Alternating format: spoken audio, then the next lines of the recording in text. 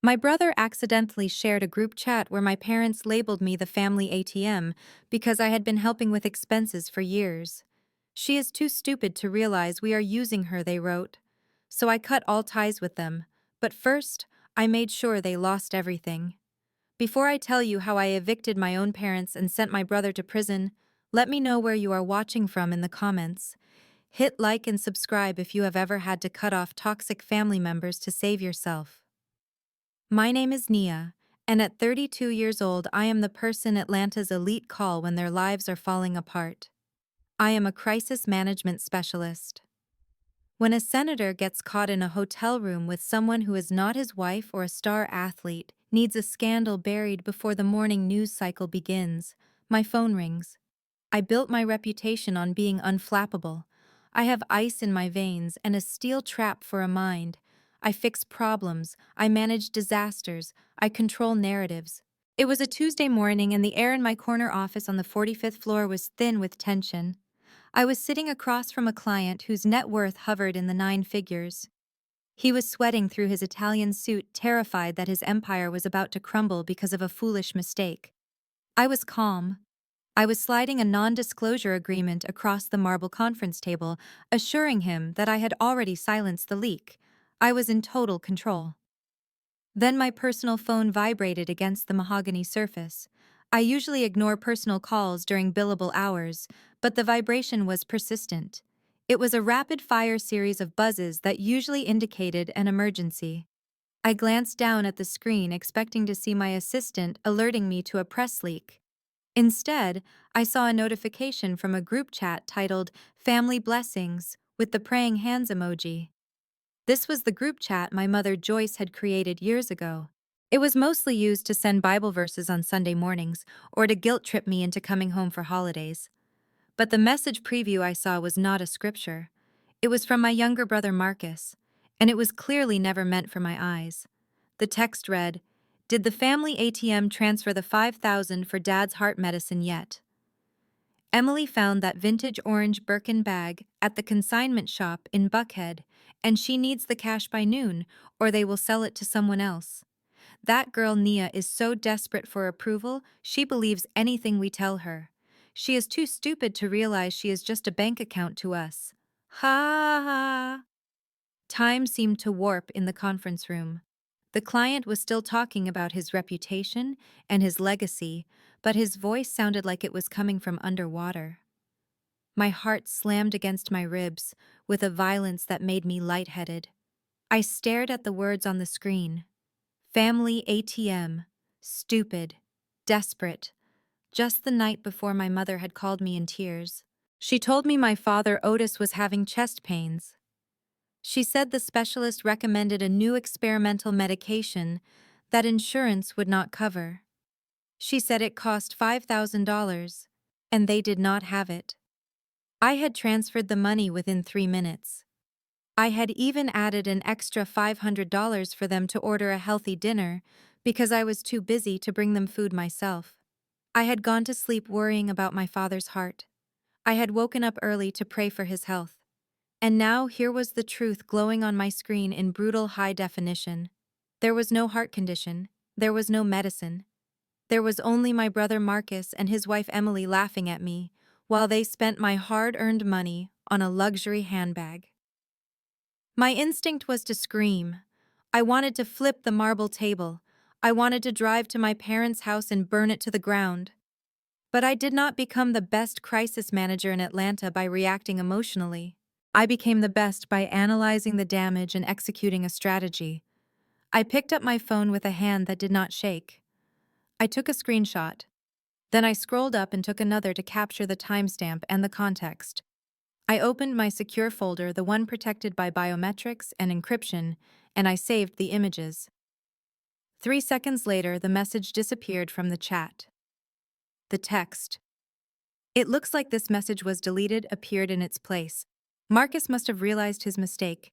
He must have realized he had sent the message to the group that included me instead of the side chat he obviously had with our parents. A moment later, a new message from Marcus popped up. This one was full of heart emojis. He wrote, "Hey big sis, just checking in. Dad is feeling a little better this morning thanks to you. You are truly a blessing to this family. We love you, Nia. The audacity was breathtaking. It was a masterclass in manipulation. If I had not seen the previous message, I would have read this and felt a warm glow of satisfaction. I would have felt like a good daughter. I would have felt loved. I looked up at my client who was waiting for my response to his question. I forced the corners of my mouth into a professional smile. It did not reach my eyes, but he was too self-absorbed to notice. We proceed as planned, I told him, my voice steady and authoritative.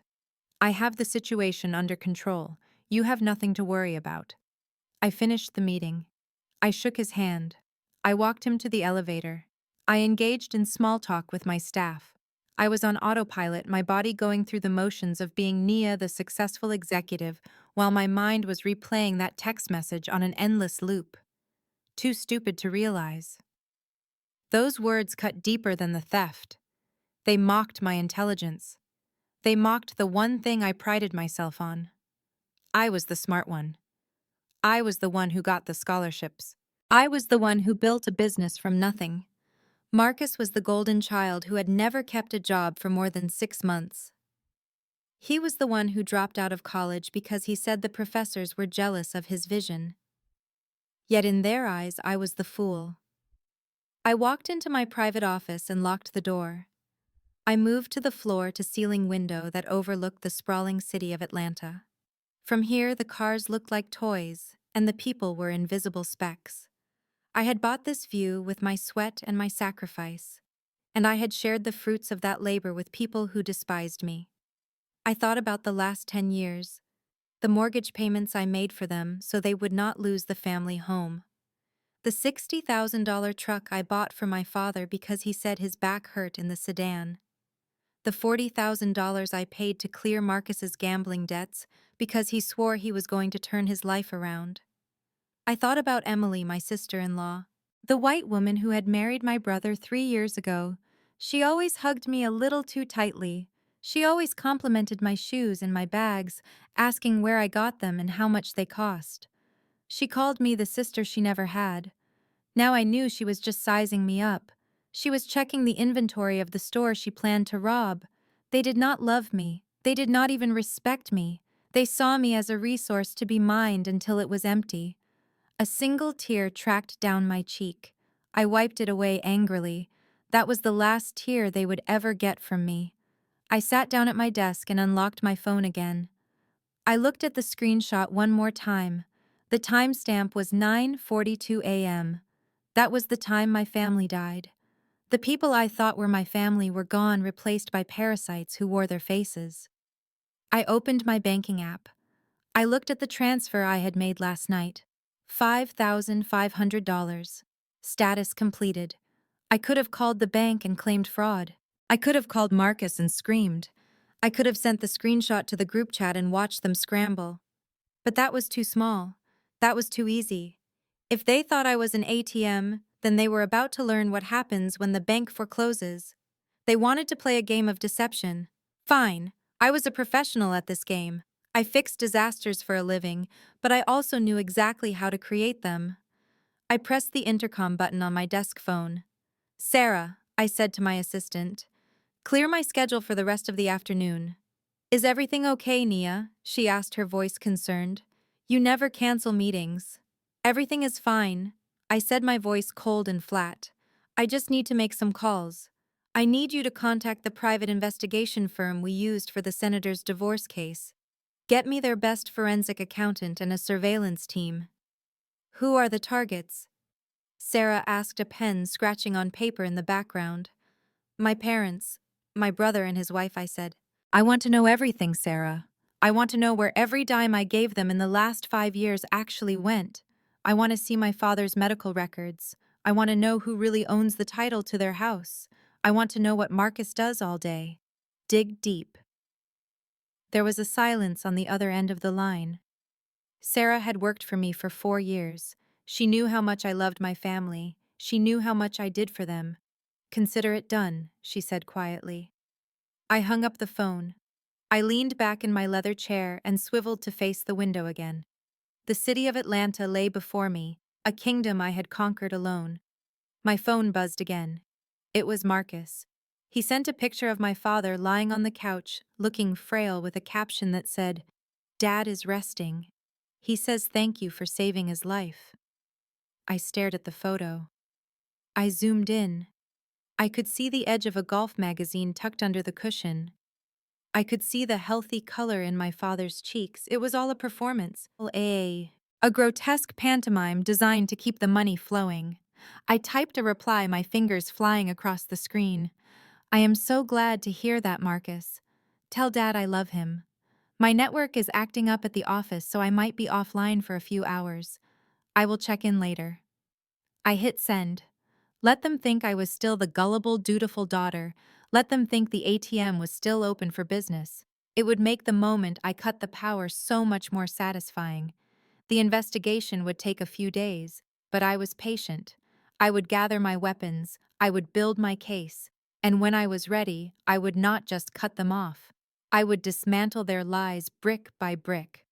My brother wanted a Birkin bag for his wife. I decided right then and there that I would make sure it was the most expensive bag they ever bought. It was going to cost them everything. My phone buzzed against the mahogany desk, vibrating through the stack of receipts that totaled nearly $1 million. The noise was like a drill into my skull, shattering the silence of my penthouse. The screen lit up with a photo of my brother Marcus smiling his winning smile, the one he used to charm grandmothers at church and loan officers at the bank. I stared at it. 10 minutes ago, I would have picked up on the first ring, terrified that something had happened to my father. Now I let it ring. 1, 2, 3. I needed to compose my voice. I needed to put the mask back on. If I screamed at him now, if I unleashed the hurricane of rage that was swirling in my gut, I would lose the element of surprise. They would go to ground. They would hide the money. They would spin the narrative and make me the villain before I even had a chance to speak. I picked up the phone on the fourth ring. "Nia." Marcus's voice was breathless, panicked. It was a performance worthy of an Academy Award. "Nia, thank God you picked up. Did you see the group chat? Ignore that last message." My phone was acting up. Autocorrect is crazy. "Listen, did you send the money yet? Dad is really struggling. His breathing is getting shallow." I closed my eyes and leaned my head back against the leather chair. The audacity was suffocating. He had just called me stupid in a text message he thought I would never see, and now he was pivoting straight back to the con without missing a beat. He did not even sound ashamed. He sounded impatient. He sounded like a junkie waiting for his fix. Only his drug was my hard-earned cash, and his dealer was a luxury consignment shop in Buckhead. I took a deep breath, channeling the ice-cold demeanor I used when negotiating hostage situations with corporate blackmailers. "Oh my God, Marcus," I said, pitching my voice up an octave, injecting it with the frantic worry of a dutiful daughter. "I am so sorry. I was in a meeting with the bank. I saw the notification, but I did not read the message. Is Dad okay? Should I call an ambulance?" "No." Marcus shouted it too quickly, then lowered his voice. "No, do not call an ambulance. You know how Dad is about hospitals. He just needs the medicine. The specialist is waiting for the transfer so he can release the prescription." "Did you send it?" He was lying through his teeth. There was no specialist. There was no medicine. There was only a vintage Birkin bag and a deadline. "I am trying, Marcus." I lied smoothly. But the bank flagged the transfer. Apparently $5,000 to a personal account triggered a fraud alert because I just made that large transfer for the mortgage last week. They put a hold on my liquid assets for 24 hours for security verification. There was a silence on the other end of the line. A heavy, angry silence. 24 hours, Marcus hissed. "Nia, we do not have 24 hours. Dad could die. Can you not just use a different account? Do you not have cash? You always have cash." "I do," I said, my mind racing. "But my main accounts are all linked. I have to go down to the branch in person to override it. I cannot leave the office right now, Marcus. I have a crisis with a client. I will be there first thing tomorrow morning. I promise." Marcus let out a sound of pure frustration. It was the sound of a spoiled child being told he could not have a toy. Fine, he snapped. Just hurry up, Nia. Seriously. If anything happens to Dad, it is on you. The line went dead. I lowered the phone from my ear and stared at it. It is on you. He was guilt-tripping me for not funding his wife's vanity quickly enough while using my father's imaginary deathbed as leverage. The emotional violence of it was staggering. But I had bought myself time. 24 hours. I stood up and swept the receipts off my desk and back into the safe. I locked it. Then I walked over to the wet bar and poured myself a glass of sparkling water. My hands were steady now. The shock had burned off, leaving behind a cold, hard resolve. I picked up my work phone and dialed Sarah. I need you to open a file, I said as soon as she answered. Codename Red Ledger. Sarah did not ask questions, she just started typing. Go ahead, boss. I need a full forensic background check on Marcus Wilson and Emily Wilson, I said. I want to know their credit scores, their debts, and their spending habits. I want to know if Marcus actually registered that LLC he claimed he started last year, or if he just printed business cards. And Sarah, find out where Emily's mother lives. I have a suspicion that money is being funneled there. Done, Sarah said. Anything else? Yes, I said, looking out at the skyline. My father. Otis Wilson. I need to know where he is right now. Track his phone if you have to. And call the cardiology department at Emory and Piedmont. Find out if he is a patient. If he is not, check the tee times at the Cascades golf course. Copy that. One more thing, I said, and this was the big one. The house. My parents' house in southwest Atlanta. I paid off the mortgage 3 years ago. I have the deed in the safe, but I let them keep the title in their name so Dad could feel like a man. Run a title search. I want to make sure they haven't not done anything stupid. I heard Sarah stop typing. Her breath hitched. Nia, if they touched the equity. Just check it, Sarah, I said. I need to know. I hung up and paced the length of my living room. My heels clicked rhythmically on the marble floor, a metronome counting down the moments until the explosion. I had always been the fixer, the one who smoothed things over, the one who made problems disappear with a checkbook and a smile. I had enabled them. I saw that now. I had fed the monster until it was big enough to eat me. But they had made a fatal error. They mistook my kindness for weakness. They thought because I gave freely that I was an endless resource that could be tapped without consequence. They forgot that I was the one who negotiated deals with sharks. They forgot that I was the one who knew where the bodies were buried because I was usually the one digging the holes. My phone pinged. It was an email from the private investigator Sarah had retained. He worked fast. Subject: preliminary report. Subject: Otis Wilson. I opened the attachment. It was a photo taken 20 minutes ago. It showed my father. He was not in a hospital bed. He was not clutching his chest in agony. He was sitting on the patio of the country club holding a cigar in one hand and a glass of scotch in the other. He was laughing, his head thrown back, his posture relaxed and healthy. And sitting next to him was Marcus. My brother, who had just told me our father was dying, was showing him something on his phone. They were both laughing. I zoomed in on the photo. On the table between them was a brochure. It was glossy and colorful. I could just make out the text on the cover. Sea Ray Speedboats. Summer sale. The $5,000 was not for medicine. It was not even just for a bag. It was a down payment on a boat. They were spending my money on toys while I worked myself into the ground. I felt a laugh bubble up in my throat, a dark, dangerous sound. They were celebrating. They thought the money was coming tomorrow. They thought the dumb ATM had malfunctioned but would be fixed by morning. I forwarded the photo to my secure cloud storage. Then I sat down at my computer and opened a new document. I typed a list of names: Otis, Joyce, Marcus, Emily. Next to each name I wrote a number. The amount of money they had stolen from me, the amount of emotional energy they had drained. Then I wrote one final line at the bottom of the page: total balance, do everything. I was not just going to cut them off. I was going to collect. I was going to get back every single thing they had taken from me, not in cash, but in justice. I picked up my phone and typed a message to the family group chat. Great news, everyone. I sorted it out with the bank. The transfer is scheduled for tomorrow morning. I love you all so much. Stay strong, Dad. I hit send. The trap was set. Now all I had to do was wait for them to walk into it. The investigation was just beginning, and I had a feeling that the boat and the bag were just the tip of the iceberg. I was about to find out just how deep the rot really went, and when I did, I would be ready to burn it all down. The morning sun broke over Atlanta, casting long shadows across my penthouse living room, but the light brought no warmth.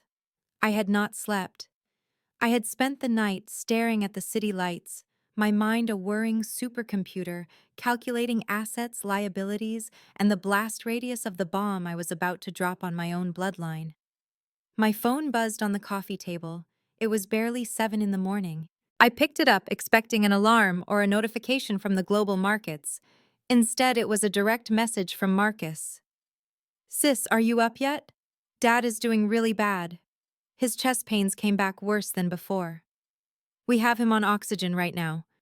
The doctor says if we do not get that prescription filled by noon, he might have to go to the ER, and you know insurance will not cover the ambulance. Please tell me the transfer is ready. I stared at the screen, my thumb hovering over the glass. Oxygen. He was lying about our father needing life support to secure a down payment on a boat. The sheer depravity of it took my breath away. Just yesterday, I had seen the photo of Otis Wilson smoking a cigar and drinking scotch. Unless the scotch was medicinal and the cigar was an oxygen tube, my father was in perfect health. Marcus was pushing. He was greedy, and greed made people sloppy. He was not content with my promise of a transfer by morning. He wanted to ensure I felt enough panic to bypass any logic or second thoughts. He was manipulating my trauma, weaponizing my love for a father who saw me only as a checkbook. I did not reply immediately. I needed to set the stage. I walked to my home office and dialed Sarah. It was early, but she picked up on the first ring. That was why I paid her double the market rate. I am here, Nia. What is the play? Cancel everything, Sarah, I said, my voice raspy from lack of use. Cancel the lunch with the mayor. Push the board meeting to next week. Tell the client in London that I have a family emergency. Done. Sarah said, the sound of keystrokes rapid in the background. Is it your father? No, I said. It is an extermination. I heard Sarah pause. She knew me well enough to hear the shift in my tone. This was not crisis management. This was war. I need you to hire the firm, I said. Not the usual guys we use for background checks. I want the heavy hitters. Get me the team that handled the forensic audit for the Enron cleanup. I want the guys who find money that has been buried under 6 layers of shell companies in the Caymans. You want a full financial autopsy on your family. Sarah clarified. I want to know where every single cent went, I said. I want to know about Marcus's gambling debts. I want to know about Emily's spending. I want to know if my parents have any assets I do not know about, or if they have leveraged everything I gave them. And Sarah, I want it fast. I am buying us 24 hours. Consider them hired. They will have a preliminary dossier on your desk by tonight. I hung up and turned back to Marcus's text message. The oxygen lie was still glowing on the screen, a neon sign of his moral bankruptcy. I needed to feed the beast. I needed to give him exactly what he wanted to hear, but with a twist that would keep him paralyzed while I sharpened my knife. I typed my reply slowly, ensuring every word was calculated to soothe his anxiety while buying me the time I needed. Oh my God, Marcus. I am leaving the penthouse right now. I am heading straight to the bank headquarters downtown. Since the wire got flagged yesterday, I have to do this in person. I am going to make a cash withdrawal to bypass the digital freeze. It is a large amount, so they need to prep the vault. I paused, then added the hook. I am going to pull out extra. If Dad is this sick, we might need to hire a private nurse. Just keep him stable. I will be there as soon as the bank releases the funds. Give me 24 hours to get the cash and drive down. I hit send. It was a beautiful lie. It played perfectly into their perception of me. Nia, the rich sister who solved problems with stacks of cash. Nia, the dramatic fixer who would storm into a bank vault to save her daddy. They would not question it because it was exactly what they wanted to believe. They would spend the next day salivating over the imaginary cash, imagining the boat and the bag and whatever else they planned to buy. The reply came instant and predictable. Okay, thanks, Naya. Hurry. He is wheezing. I dropped the phone onto the couch and walked into the kitchen. My hands were shaking not from fear, but from adrenaline. The game was afoot. I spent the next few hours pacing my apartment, organizing the physical evidence I had in the safe. I laid out the deed to my parents' house. I laid out the title to the truck. I laid out the college tuition receipts. It was a museum of my exploitation. By noon, a courier arrived with a sealed package from the investigative firm Sarah had hired. They worked fast. I sat at my dining table and broke the seal. The first page was a summary of Marcus's financials. It was worse than I thought.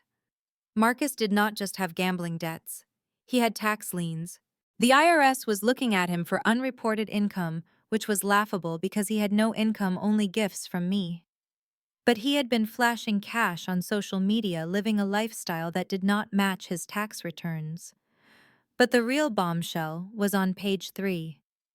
Emily, my sweet, innocent sister-in-law. The report showed a series of transfers from Marcus's account to an account in Florida. The recipient was labeled M. Davis. I flipped to the next page. M. Davis was Martha Davis, Emily's mother. They were funneling my money out of the state.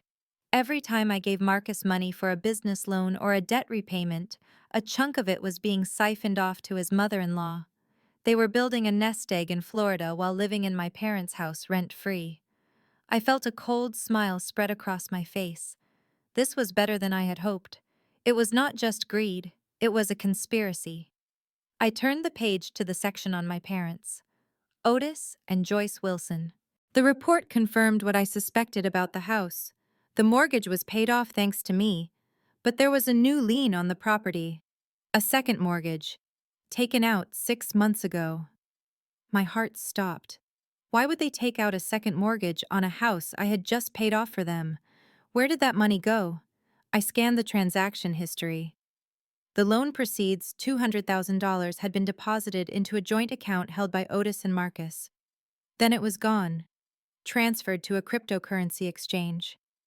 My father and brother had bet the house literally on magic internet money, and judging by the current balance of that crypto wallet, which was listed as $0.04, they had lost it all. They were destitute.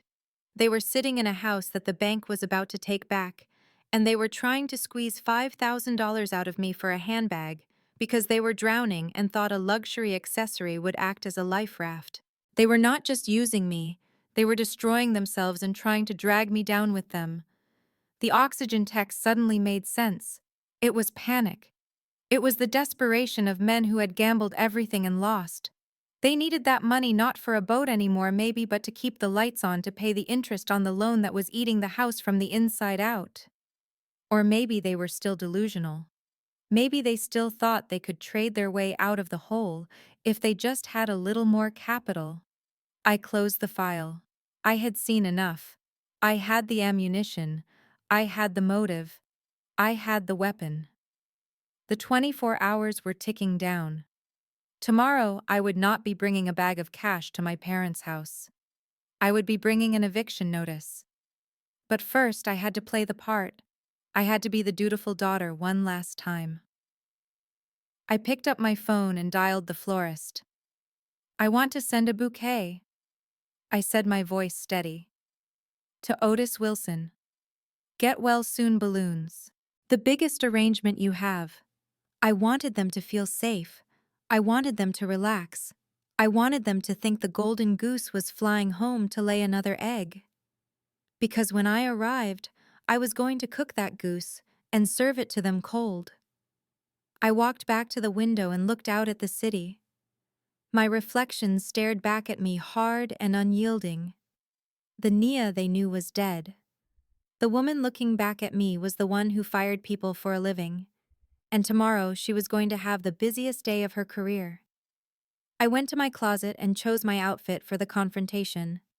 Not the soft cardigans I usually wore around them to appear non-threatening. I pulled out my power suit. The red one. The one I wore when I was going to cut a throat in the boardroom. It was time to go to work. The bank was open, and I was coming to close their accounts permanently. The silence in my penthouse was absolute, but inside my head a symphony of destruction was playing. I looked at the dossier on my desk. The evidence of theft, fraud, and betrayal was all there, staring back at me in black and white. A lesser woman would have stormed over to that house on Oak Street and screamed until her throat bled. A lesser woman would have cut a check to the lawyer immediately and served them with lawsuits before the sun went down. But I was not a lesser woman. I was Nia Wilson. I played the long game. If I cut them off now, they would play the victim. They would cry to the extended family and the church congregation about how the wealthy daughter abandoned her sick father and struggling brother. They would spin the narrative because that is what parasites do when the host tries to detach them. They make the host look like the aggressor. No, I needed them to expose themselves. I needed their greed to be so undeniable that when the hammer finally dropped, nobody could say I was unjustified. I needed to fatten the pig before the slaughter. I picked up my phone. My thumb hovered over the Family Blessings group chat. It had been silent for hours. They were waiting. They were sweating. They were probably huddled around the kitchen table right now, terrified that their golden goose had finally flown the coop. It was time to give them exactly what they wanted and pave the road to their ruin. I typed slowly, ensuring every word dripped with the sweet, naive generosity they expected from me. I hit send. I am so sorry for the radio silence, everyone. My meeting with the bank took longer than expected because we were actually restructuring a massive settlement for a client. The good news is that the freeze is lifted and I have access to even more liquidity than I thought. I paused for dramatic effect, imagining them reading the notification. Then I typed the second part. Dad, I want you to have the best care possible. 5,000 is not enough for specialists in recovery. I am wiring $10,000 to mom account immediately. Get the best doctors. Get a private room if you need to. And then the cherry on top, the poison pill. And Marcus? I know how hard you have been working to take care of Dad, while I have been busy with work. I appreciate you stepping up as the man of the house. I am sending a separate transfer of $5,000 to you. Consider it a thank you bonus. Go spoil yourself and Emily. You deserve it. I placed the phone on the marble countertop and stepped back. 1, 2, 3. The phone lit up like a Christmas tree. It buzzed and danced across the stone surface. First came the emojis. Praying hands, hearts, party poppers, crying faces. Then the messages flooded in. From Marcus. Sayas, you are the GOAT. I knew you would come through. Dad is literally crying right now. We love you so much. From Dad, my baby girl, God has truly blessed you with a giving spirit. Thank you for honoring your father. It was repulsive. It was performance art. I knew for a fact my father was likely finishing a round of golf or napping off the scotch, but in the group chat he was weeping with gratitude. Then my phone rang. The screen displayed Mom. I cleared my throat, pitching my voice into the register of the dutiful, loving daughter. I swiped answer. Mom. Oh, Nia. Her voice was thick, wet, and heavy with theatrical emotion. It was the voice she used when she gave testimony at church about how the Lord paid her light bill. Oh, my baby, you have no idea. You just have no idea what a relief this is. I leaned against the counter, examining my manicure. I am just glad I could help Mom. How is he? He is resting now. She lied effortlessly. The stress was killing him, Nia. Literally killing him. But when Marcus read your text, it was like a weight lifted off his chest. He can breathe again. You saved him, baby. You really did. I saved him from sobriety and a budget, I thought. And that money for Marcus. She continued, her voice dropping to a conspiratorial whisper. That was so sweet of you. He has been so stressed trying to launch this business. He would never ask you because he has so much pride, but he really needed that boost. You are the glue holding this family together, Nia. Pride. Marcus had as much pride as a street pigeon. He had been begging me for money since he was 18. I just want everyone to be happy, I said, my voice steady. I want Marcus to succeed. He will with a sister like you, how could he not? We are just so blessed, so blessed. She kept talking, heaping praise upon praise, building the pedestal she put me on whenever my checkbook was open. I let her talk. I let her fill the silence with her lies, because every word she said was another nail in the coffin of our relationship. She was not thanking a daughter. She was thanking a vending machine that had just dispensed a double order. I have to go, Mom, I said, cutting her off mid-hallelujah. I have another conference call. The wires should hit by tomorrow morning. Go, go, go, make that money, baby, we love you. The line clicked dead. I stood in the silence of my penthouse, feeling a cold, hollow ache in my chest. Even though I knew it was a lie, part of me, the little girl who just wanted her mother to look at her with pride, still wished it was real. But the adult woman, the one who looked at forensic accounting reports, knew better. My phone pinged again, a text message. It was not the group chat, it was a private message. From Emily. I stared at the name. Emily Wilson. The woman who smiled in my face and funneled my money to her mother in Florida. The woman who needed a vintage Birkin bag while her in-laws faced foreclosure. Hey, Nia, I hope I'm not bothering you. Marcus just told me what you did. I am literally in tears right now. You are the most generous person I have ever met. Seriously. I watched the three dots dance as she typed the next part. We have missed you so much lately.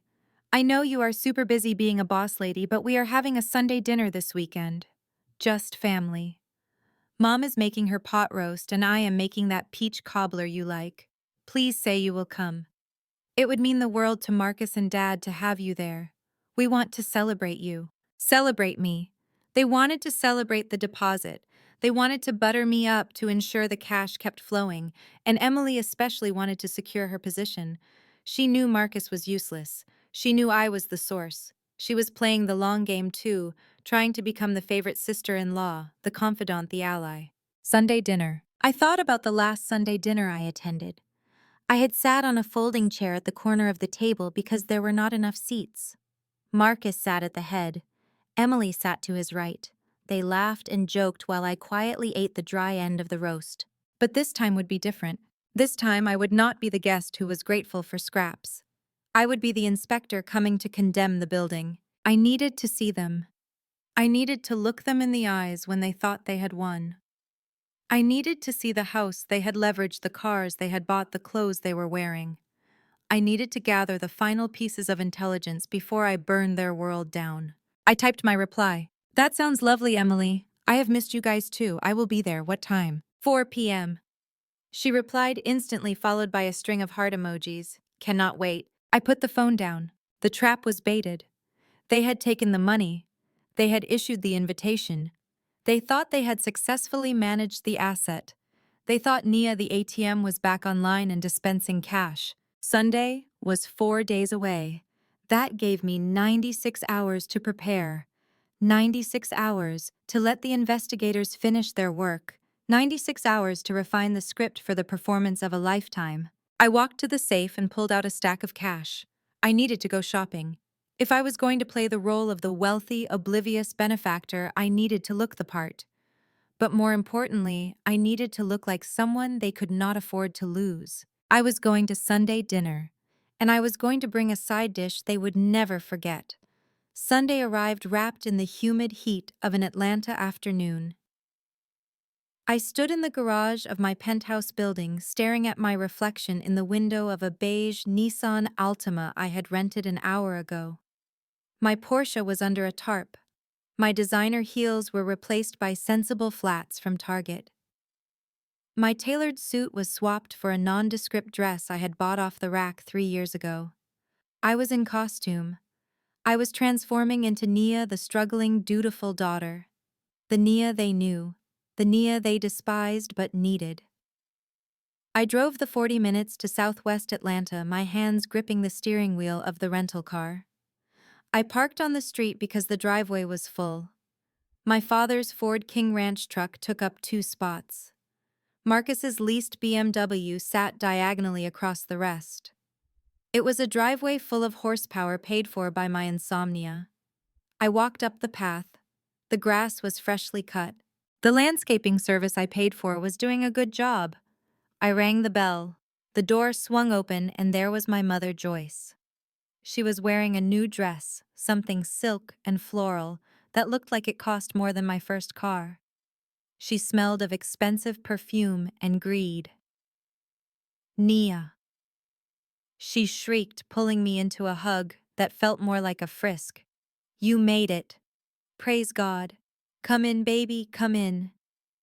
We were just about to sit down. I stepped into the house. It was cool inside, the air conditioning humming. I had paid for that HVAC unit last summer when the old one died. I walked into the dining room and stopped. The table was set for a banquet. The good china was out. The crystal glasses were sparkling. But it was the seating arrangement that made my blood run cold. At the head of the table sat Marcus. He was leaning back in my father's chair, looking like the king of a kingdom he had bankrupted. To his right was Emily. She was wearing the orange Birkin bag. She had it sitting on the table next to her plate like a guest of honor. My father sat at the other end. My mother took the seat next to him. There was no chair for me. Oh, shoot, Marcus said, his mouth full of an olive. We forgot a chair. Just grab the folding one from the pantry, Nia. You do not mind, right? We wanted Emily to have the comfortable seat because of her back. Emily straightened up and gave me a dazzling, pitying smile. My back has been killing me lately, she said. Stress, I think. Planning all these business ventures with Marcus is exhausting. I walked to the pantry. I pulled out the metal folding chair, the one with the rusted hinge and the cold seat. I dragged it to the corner of the table, the spot where the table leg would knock against my knee. I unfolded it and sat down. My chin was barely above the table level compared to their high-backed dining chairs. It was a power play, a visual representation of my place in their hierarchy. Mom brought out the food. I expected her famous pot roast, the one I had requested. Instead, she placed a massive platter of chicken piccata on the table. It was swimming in a pale lemon sauce. Next to it was a bowl of risotto and roasted asparagus. It was Emily's favorite meal. It was the meal she ordered whenever we went to Italian restaurants on my dime. I thought we were having pot roast, I said, my voice quiet. Oh, Nia, grow up, Marcus scoffed, reaching for the chicken. Emily has a refined palate. She cannot be eating heavy meat in this heat. Besides, this is a celebration meal. Chicken is lighter. Mom served Marcus first, heaping 3 large cutlets onto his plate. Then she served Emily, giving her the choicest pieces. Then Dad. Then herself. By the time the platter got to my corner, only the small broken pieces remained, swimming in the dregs of the sauce, the burnt edges, the scraps. I took them without complaint. I needed to be the martyr today. So Emily said, picking at her risotto with a fork that looked too heavy for her delicate hand. How is work, Nia? You look tired. She let the word tired hang in the air, implying something far worse than fatigue. She meant old. She meant worn out. I am fine, I said, cutting into a piece of chicken that was dry as dust. Just busy. The market is volatile right now, so I have been putting in extra hours. Emily sighed, a sound of dramatic sympathy. I do not know how you do it, she said, tilting her head. Working for other people, I mean. Slaving away in an office all day answering to a boss. It must be so draining. I own my firm, Emily, I thought. I have 50 employees. It pays the bills, I said out loud, keeping my eyes on my plate. I suppose, Emily said, taking a sip of wine. My wine. A bottle I had sent over last Christmas that cost $200. I am just so grateful that Marcus has such a visionary mind. Being an entrepreneur is so much more freeing. I wake up when I want. I focus on my brand. I feel like I am actually living, not just existing. She looked at me, her blue eyes wide and mocking. Like you, she did not say, but she heard it. Marcus chuckled. Yeah, well, not everyone is cut out for the hustle, babe. Naya is good at administration. She is steady. The world needs worker bees, too. He winked at me, a condescending gesture that made my hand tighten around my fork until my knuckles turned white. You know? Nia Emily continued, her voice dripping with fake concern. You really should do something about those lines around your eyes. I have a dermatologist who does amazing Botox. I could get you a referral. I mean, at 32, you really need to start maintenance. Marcus and I are just glowing lately, but we prioritize self-care. You look like you carry the weight of the world. I do, I thought, because I am carrying all of you on my back. Emily chuckled, a light tinkling sound. I guess I am just lucky. I have a man who provides. I have a family who supports us. I do not have to worry about money so I don't get wrinkles. It is a blessing, really. She reached out and patted Marcus's hand. He beamed at her. The disrespect was palpable. It was a physical thing, heavy and suffocating in the room. She was eating my food, drinking my wine, sitting in a house I saved, wearing a bag I paid for, and telling me I looked old and pathetic because I worked to pay for it all. I looked up. I locked eyes with Emily. It must be nice, I said, my voice flat. To not have to worry. Oh, it is, she said. But hey, maybe one day you will find someone, Nia. Although, she paused, looking me up and down. You might want to upgrade your wardrobe first. That dress is a little church, mother. No offense. Under the tablecloth jerked. Marcus had kicked her. Hard. I saw him glare at her. His eyes widened slightly, signaling her to shut up. He knew the game. He knew they needed me sweet and compliant, at least until the check cleared or the signature was on the loan document. You do not insult the bank manager while you are applying for a mortgage. Ow! Emily yelped, rubbing her shin.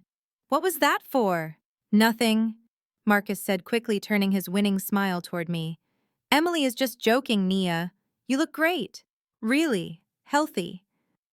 And hey, we really appreciate you coming over. We know you are busy. He leaned forward, resting his elbows on the table. Actually, since we are all here and enjoying this great meal, Dad mentioned you had some good news about the transfers. There it was, the pivot, the transition from insults to extraction. He could not even wait until dessert. He needed to secure the bag quite literally before Emily insulted me into closing my wallet. My father, Otis, cleared his throat. He wiped his mouth with a linen napkin. Yes, Nia, he said, his voice booming with false authority. Marcus has been telling me about his new venture, a tech startup. He says it is going to revolutionize the industry. He needs seed capital. And as the head of this family, I think it is our duty to support him. He looked at me, expecting immediate submission. I looked at Marcus. He was trying to look like a CEO, but he looked like a child playing dress-up in his father's clothes. A tech startup, I said, feigning interest. Wow, Marcus, that sounds impressive. What is the business model? Marcus blinked. He exchanged a glance with Emily. It is complicated, he said, waving his hand dismissively. Crypto, blockchain, AI integration. You would not understand the technicals, Naya. It is very high level. But the returns, we are talking 10x in 6 months. Guaranteed. Guaranteed, I repeated.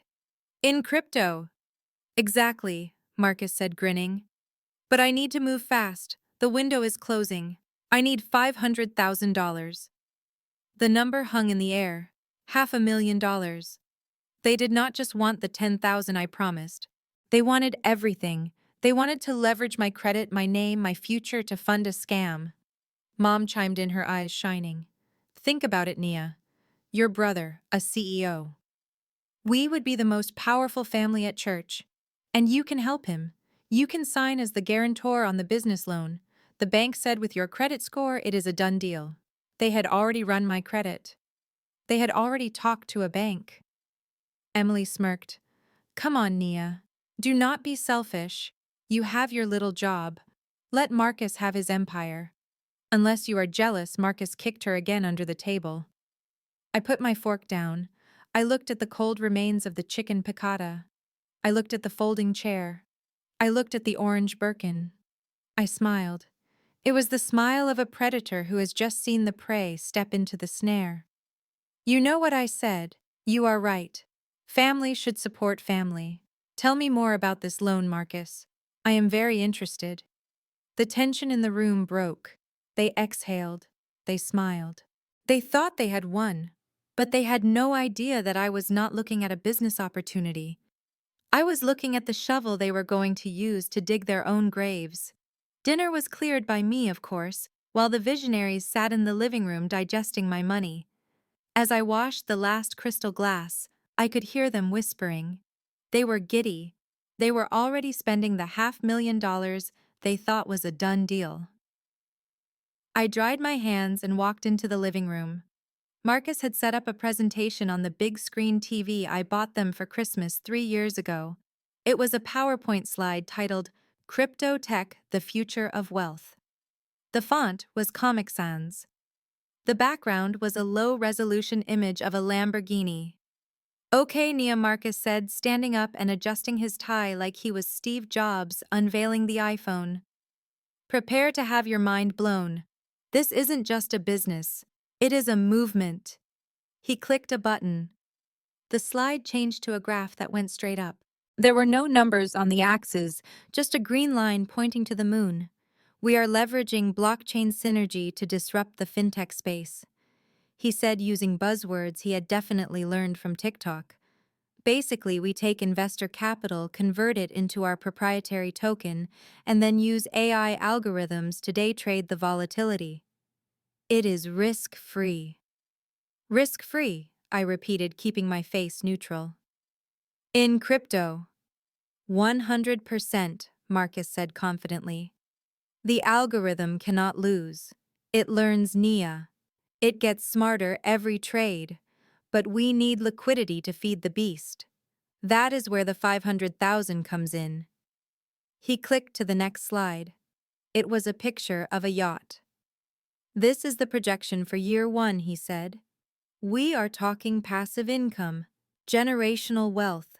Dad can retire for real. Mom can shop in Paris. And you... He paused, looking at me magnanimously. You can finally quit that boring job of yours and work for me. I would make you VP of Operations. I almost choked. VP of Operations for a scam. Otis. My father leaned forward in his recliner. Listen to him, Nia. The boy has vision. He has the spark. You have always been diligent.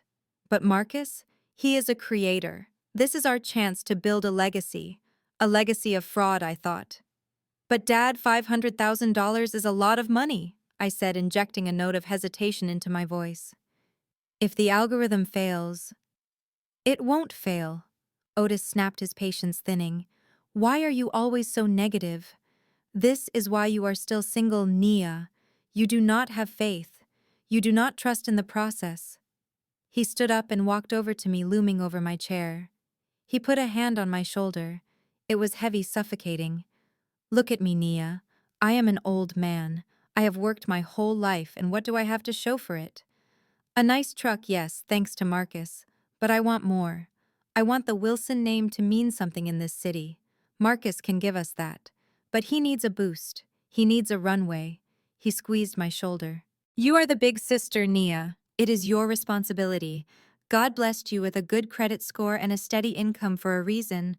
Not to hoard it, but to lift your family up. If you do not do this, if you let your brother fail because you were too scared or too selfish, I do not know if I can ever forgive you. The emotional blackmail was a masterpiece. He was hitting every button: duty, faith, guilt, fear. He was telling me that my entire worth as a human being was contingent on my willingness to finance his son's delusions. Emily chimed in from the sofa where she was scrolling on her phone, probably looking at more bags. Yeah, Nia, do not be a hater. Marcus has been working so hard on this. He deserves a break. Besides, if it works, you get paid back, right? It is a loan, not a gift. A loan guaranteed by me, which meant when Marcus inevitably lost every cent buying boats and NFTs, the bank would come for my penthouse, my assets, my life. They wanted me to sign a death warrant for my financial future. I looked at Marcus. He was grinning smugly, certain that Daddy had closed the deal. I looked at my mother, Joyce. She was nodding aggressively, her eyes wide and pleading. "Just sign the papers, baby," she mouthed. "Do it for us." I took a deep breath. I needed to act fast. I needed to lock this down before they realized I was playing them. "Wow," I said, exhaling slowly, as if the sheer brilliance of the plan had overwhelmed my caution. "You know what, Marcus? You are right. This is visionary." Marcus pumped his fist. "Yes, I knew you would get it." I stood up and walked over to the TV, staring at the pixelated Lamborghini. "I have been so focused on saving and being safe that I missed the big picture," I said, turning to face them. "Dad is right. We need to take big swings if we want to change our lives. And 500,000, honestly, that is not even enough." The room went silent. Marcus's eyes bulged. What he squeaked. "If we are going to do this, we do it right," I said, my voice firm and authoritative. The voice I used when I was closing a deal. "We need marketing. We need a sleek office space, not a basement. We need to hire real developers. If I sign for 500,000, I want to see a business plan that justifies $1 million. $1 million, Otis whispered. He looked like he might faint from joy. "Yes," I said. "But I need to see the paperwork first. I need to see the loan documents, the business registration, the pitch deck. I need to run it by my accountant, just to make sure we structure it right for taxes. You do not want the IRS taking 40%, do you?" "No," Marcus shouted. "No taxes." "Exactly," I said. "So send me everything, Marcus. Send me the loan application. Send me the LLC papers. Send me the links to the crypto exchange you are using. I will look it over tonight. If it checks out, I will sign the guarantee tomorrow morning." Marcus looked at Emily. Emily looked at Otis. Otis looked at me. They were ecstatic. They were already spending the $1 million in their heads. "You are the best sister ever," Marcus yelled, rushing over to hug me. I stiffened, but let him do it. He smelled of expensive cologne and desperation.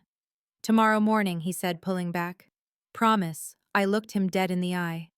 "Promise," I said. "I will sign whatever needs to be signed." Otis clapped his hands. "Praise the Lord. We are going to be rich. Joyce Mama, go get the champagne. We are celebrating." As my mother bustled into the kitchen to fetch the cheap sparkling wine I had not bought, I checked my watch. It was 7 p.m. Perfect. I checked my phone. A text from the private investigator. Subject: Emily Wilson. I opened it discreetly while they were high-fiving. It was a location ping. "Emily's phone is currently connected to the Wi-Fi at the Ritz-Carlton Buckhead. Room 402. I frowned. Emily was sitting right in front of me. How could her phone be at the Ritz? Then I realized. It wasn't her phone. It was her burner phone. The one she thought was secret. The one she used for her real business. I looked at Emily. She was texting furiously under the table, her face lit by the blue glow of the screen. "Who are you talking to, Emily?" I wondered. I slipped my phone back into my pocket. I needed to use the bathroom, and I needed to make sure I left my own phone recording in there before I did. "I'm going to freshen up," I said, flashing a smile. "Do not start the toast without me." I walked down the hall to the guest bathroom. I knew Emily. She had a bladder the size of a peanut, especially when she was drinking. She would be in here within 10 minutes. I set my phone on the counter, hidden behind a stack of decorative towels. I hit record. Then I flushed the toilet, washed my hands, and walked back out to join the celebration of my own demise. Or so they thought. Little did they know I wasn't just reviewing their business plan. I was preparing to foreclose on their entire lives. And Emily. She was about to give me the smoking gun. I returned to the living room where the air was thick with the smell of cheap champagne and premature victory. My father Otis was raising a glass, his eyes glassy with greed and liquor. "To new beginnings," he bellowed. "To the Wilson Empire." To Nia, Marcus added, clinking his glass against mine. "The best sister in the world." I smiled. It was a tight porcelain smile that felt like it might crack my face. Thank you, Marcus. I am just happy I can help. Emily sat across from me. She was glowing. She looked like a woman who had just won the lottery. She kept touching her hair, checking her reflection in the back of a spoon. She was vibrating with nervous energy. I watched her. I counted the minutes. 10 minutes later, just as I predicted, Emily stood up. I am going to the little girl's room, she announced, giggling. All this excitement is going right through me. She grabbed her purse, the one that held the burner phone. Take your time, Emily. I said, my voice smooth as silk. We aren't going anywhere. She sashayed down the hall, her hips swaying. I waited until I heard the bathroom door click shut. Then I waited another 10 seconds. I picked up my glass of water and took a sip. My heart was hammering against my ribs, not from fear, but from anticipation. I had left my phone hidden behind the stack of towels, recording everything. I was about to hear the real Emily Wilson. The minutes stretched. Marcus was rambling on about which color Lamborghini he should order first. My mother was talking about how she needed a new wardrobe to match her status as the mother of a CEO. Finally, the toilet flushed. The door opened. Emily walked back into the room. She looked even happier than before. Her cheeks were flushed. There was a smug, satisfied glint in her eyes that chilled me to the bone. Everything okay, babe? Marcus asked. Perfect, Emily said, sitting down and patting his knee. Just perfect. I stood up. I think I left my lipstick in there, I said. Be right back. I walked down the hall. I entered the bathroom and locked the door. I turned on the faucet to create a sound barrier just in case. Then I reached behind the towels and retrieved my phone. It was still recording. I stopped the recording. I put in my wireless earbuds. I pressed play and scrubbed back to the moment the door had opened 5 minutes ago. The audio was crisp. First there was the sound of the door locking, then the rustle of fabric, then silence, then a new sound, a different ringtone, not the one she used for family. It was a sultry R&B track. She was dialing out. Hey, baby. Emily's voice filled my ears. It was unrecognizable. Gone was the sweet, deferential tone she used with me. Gone was the nagging wife tone she used with Marcus. This voice was husky, confident, and dripping with malice. You are not going to believe this. The idiot is actually going to do it. She laughed. It was a cruel, hard sound. Yes, Nia. Who else? She sat there in her ugly dress eating dry chicken and promised to sign for $1 million tomorrow morning. A million, baby. Can you believe she is that stupid? She thinks she is being a savior. She has no idea she is signing her own death warrant. I gripped the edge of the sink. My knuckles turned white. I listened as she paused, obviously listening to the person on the other end. I know, she purred. As soon as the loan hits the business account, I am going to wire you your cut. 50,000, just like we planned. Go pick out that truck you wanted. The black one. She was buying a truck for another man. My money was buying a truck for Emily's lover, while my father drove around in a truck I bought him thinking his son was a hero. The symmetry was nauseating. And Marcus! She snorted. Don't make me laugh. Marcus is a placeholder. He is useful because he is related to the cash cow, but once that money is secure, I am done. I cannot stand him anymore. He is pathetic. He thinks he is some genius businessman, but he cannot even tie his own shoes without his mommy. As soon as the funds clear and I get my stash to my mom in Florida, I am filing for divorce. I will take half the loan money in the settlement and leave him with the debt. My blood ran cold. She was not just a leech. She was a black widow. She was planning to saddle my brother, and by extension, me with $1 million in debt, and then vanish with the cash. She was going to ruin Marcus completely. I mean, I almost feel bad for him. She continued, her voice dropping to a whisper. Almost. But then I remember how desperate he is to be important. It is sad, really. But hey, his loss is our gain, right, baby? Just a few more weeks. Then it is just you and me and a beach in Miami. There was a pause, then a kissing sound. I love you too. Bye. The recording ended with the sound of the toilet flushing. I took the earbuds out. I stared at myself in the mirror. My reflection looked calm, but my eyes were burning. I had known she was greedy. I had known she was manipulative. But I did not know she was this. She was evil. She was planning to destroy my family not just financially but emotionally. She was going to leave Marcus broken, bankrupt, and alone. For a split second, I felt a twinge of pity for my brother. He was a fool, yes. He was arrogant and lazy and entitled. But he loved her. In his own twisted way, he was trying to impress her. He was trying to be the man she wanted him to be, and she was laughing at him behind his back while planning his execution. But the pity vanished as quickly as it came. Marcus had brought this wolf into the house. He had fed it. He had let it bite me over and over again. I saved the recording to 3 different cloud servers. I emailed a copy to Sarah. I sent a copy to the private investigator. This was the smoking gun. This was the nuclear option. But I could not use it yet. If I played this recording now, Marcus would not believe it. He would say it was faked.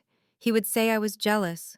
Or worse, he would forgive her because he was weak and she would talk her way out of it.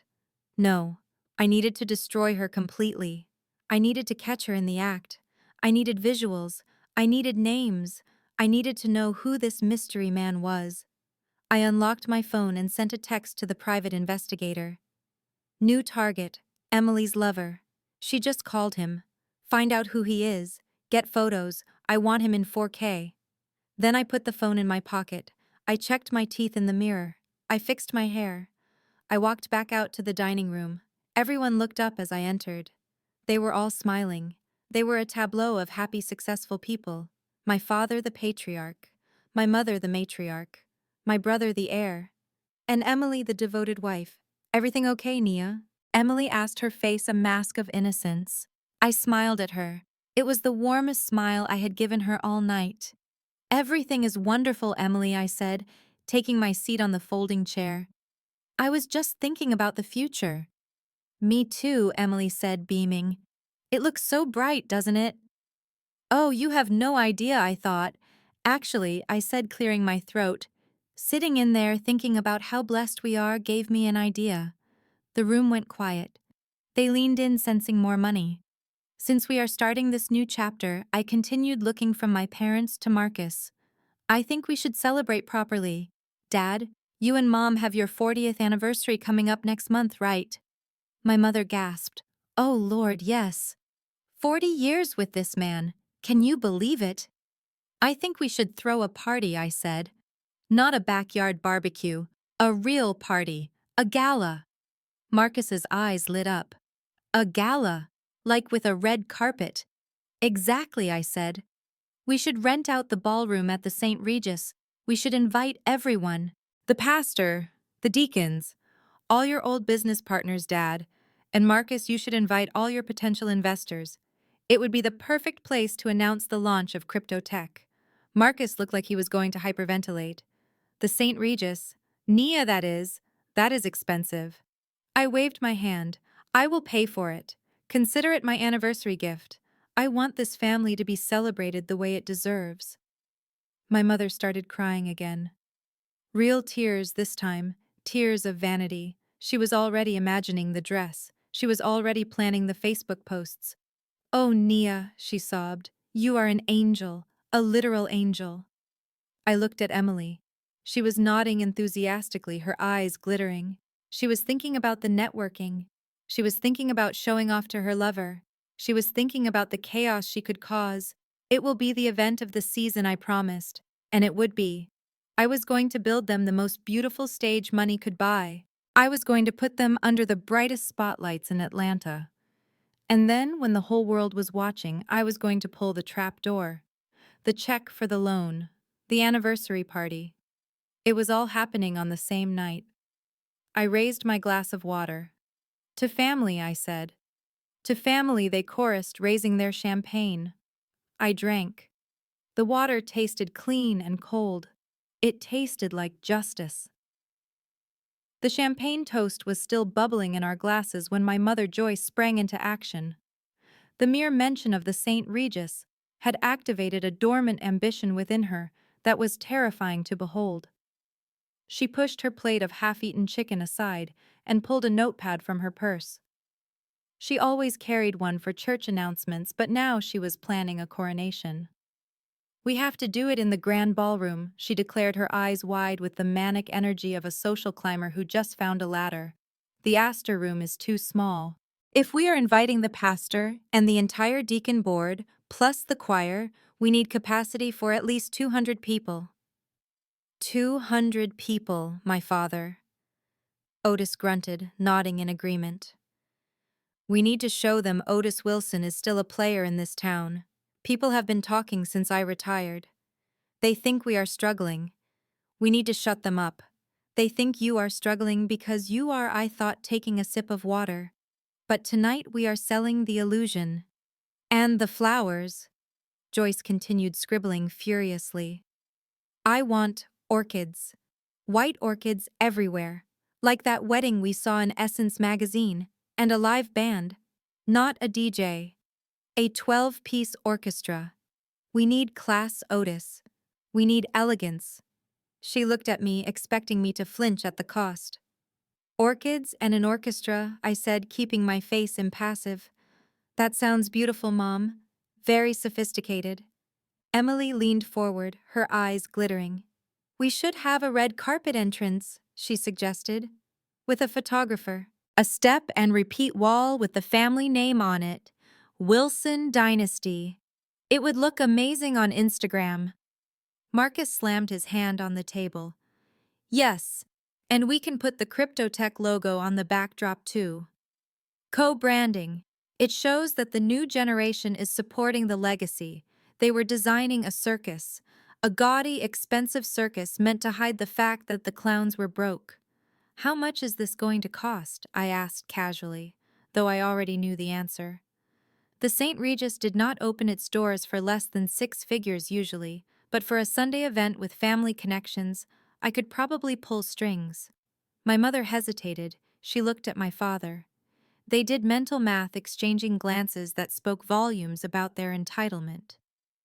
"Well," Joyce said, smoothing the tablecloth, "if we want to do it right, if we want to really honor 40 years of marriage and sacrifice, it is probably going to be around $40,000. Maybe 50 if we get the good champagne." Good. $50,000. That was more than the average annual income in this neighborhood. That was enough to pay off a significant chunk of their secret second mortgage. But they did not want to pay off debt. They wanted to throw a party to convince their neighbors they had no debt. The room went silent again. They were waiting for me to balk. They were waiting for the lecture about budgeting, about responsibility. They were ready to fight me, to call me cheap, to guilt me about how much they had sacrificed for me. I looked at them. I looked at the grease stains on Marcus's chin. I looked at the fake diamond on Emily's finger. I looked at the desperation in my father's eyes. I smiled. 50,000, I said, my voice light. "Is that all?" My mother blinked. Is that okay, Mom?" I said, reaching across the table to take her hand. "It is 40 years. You deserve the best. I do not want you to worry about the cost. I want you to worry about the guest list. Invite everyone. Invite the people who looked down on you. Invite the people who thought you would not make it. I want everyone to see us." Otis let out a breath he seemed to have been holding since 1985. "Now that is my daughter talking," he boomed. "That is the Wilson pride." I pulled out my phone. "I will call the event coordinator at the St. Regis tomorrow morning," I said. "I will put down the deposit. We can set the date for 2 weeks from now. That gives us enough time to get the invites out and the clothes fitted." 2 weeks? Marcus asked. "Is that enough time to get the loan funded? I need the capital in the account to show the investors." I turned to him. "Do not worry, Marcus. I will sign the guarantor papers tomorrow morning, just like I promised. The funds will be in your account within 48 hours. You will be a millionaire on paper before the first bottle of champagne is popped." He grinned a wolfish, greedy grin. "Perfect. This is going to be legendary." It certainly is, I thought. We spent the next hour discussing details. My mother wanted a 5-course meal. My father wanted a cigar rolling station on the terrace. Emily wanted a dedicated social media corner with ring lights. I agreed to everything. Yes to the lobster bisque. Yes to the imported Cuban cigars. Yes to the lighting package that cost more than my first car. Every yes was another shovelful of dirt they were digging out of their own graves. Every extravagant demand just proved how disconnected they were from reality, how deeply they felt entitled to my labor. Finally, the planning wound down. My mother was exhausted but euphoric. My father was pouring himself another glass of wine, his chest puffed out like a rooster. "This is going to be the event of the decade," Joyce declared, closing her notebook. "People will be talking about the Wilson anniversary for years." I stood up, smoothing the skirt of my cheap dress. "I think you are right, Mom," I said. "I really do. I am going to make sure this night is the most memorable event in our family history." They heard a promise. I meant a threat. "I need to get going," I said, checking my watch. "I have to move some assets around to get the liquidity for the deposit and the loan. Big day tomorrow." "We understand," baby Otis said magnanimously. "You go do what you do. We are so proud of you, Nia. Proud of the checkbook." I walked to the door. Marcus followed me out, presumably to ensure I did not change my mind about the loan. "Hey sis," he said, lowering his voice as we stood by my rental car. "Seriously. Thank you. I know I give you a hard time, but you are coming through clutch. This crypto thing, it is going to change everything. I am going to pay you back double. I swear." I looked at him. He was wearing a shirt that was too tight, his belly straining against the buttons. He looked soft. He had never worked a hard day in his life. He had never felt the panic of an empty bank account because I had always filled it. "I know you will, Marcus," I said, my voice devoid of emotion. "I know exactly what you are going to do." I got into the car and started the engine. "See you tomorrow for the signing," he said, slapping the roof of the car. "See you tomorrow," I said. I drove away into the humid Atlanta night. I did not turn on the radio. I needed the silence to think. I had the location.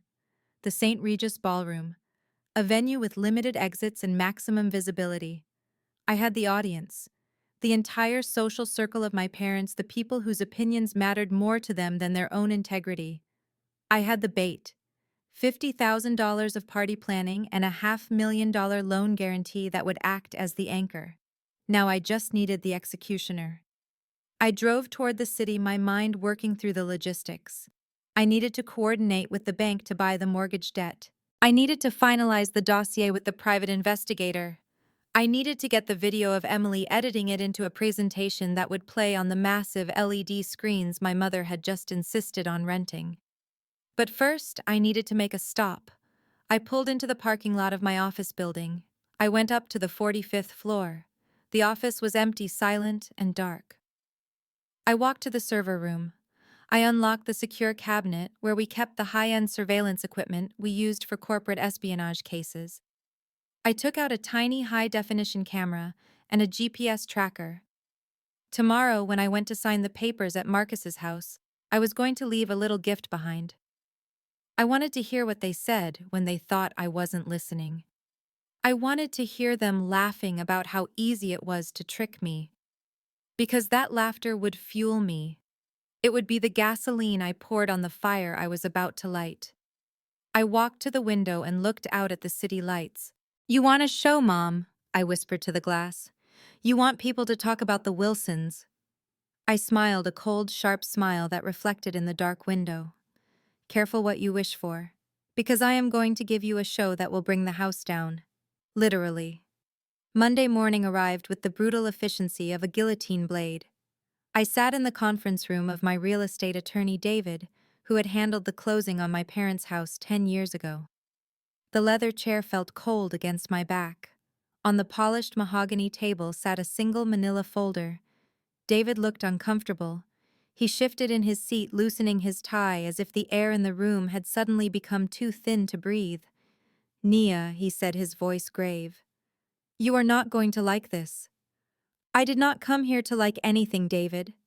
I said, taking a sip of black coffee. I came here for the truth. You ran the title search on 425 Oak Street. Is the deed clean? He slid the folder across the table. No. I opened it. The first document was a lien. A massive high-interest lien against the property I had paid off in full with my own sweat and blood. The amount was $250,000. The lender was a company called Quick Cash Capital, a predatory outfit known for lending to desperate people against equity with interest rates that bordered on criminal. But that was not the worst part. I flipped to the signature page. There at the bottom were the names Otis Wilson and Joyce Wilson. The signatures were loopy and shaky, mimicking the tremor in my father's hand and the flourish my mother used.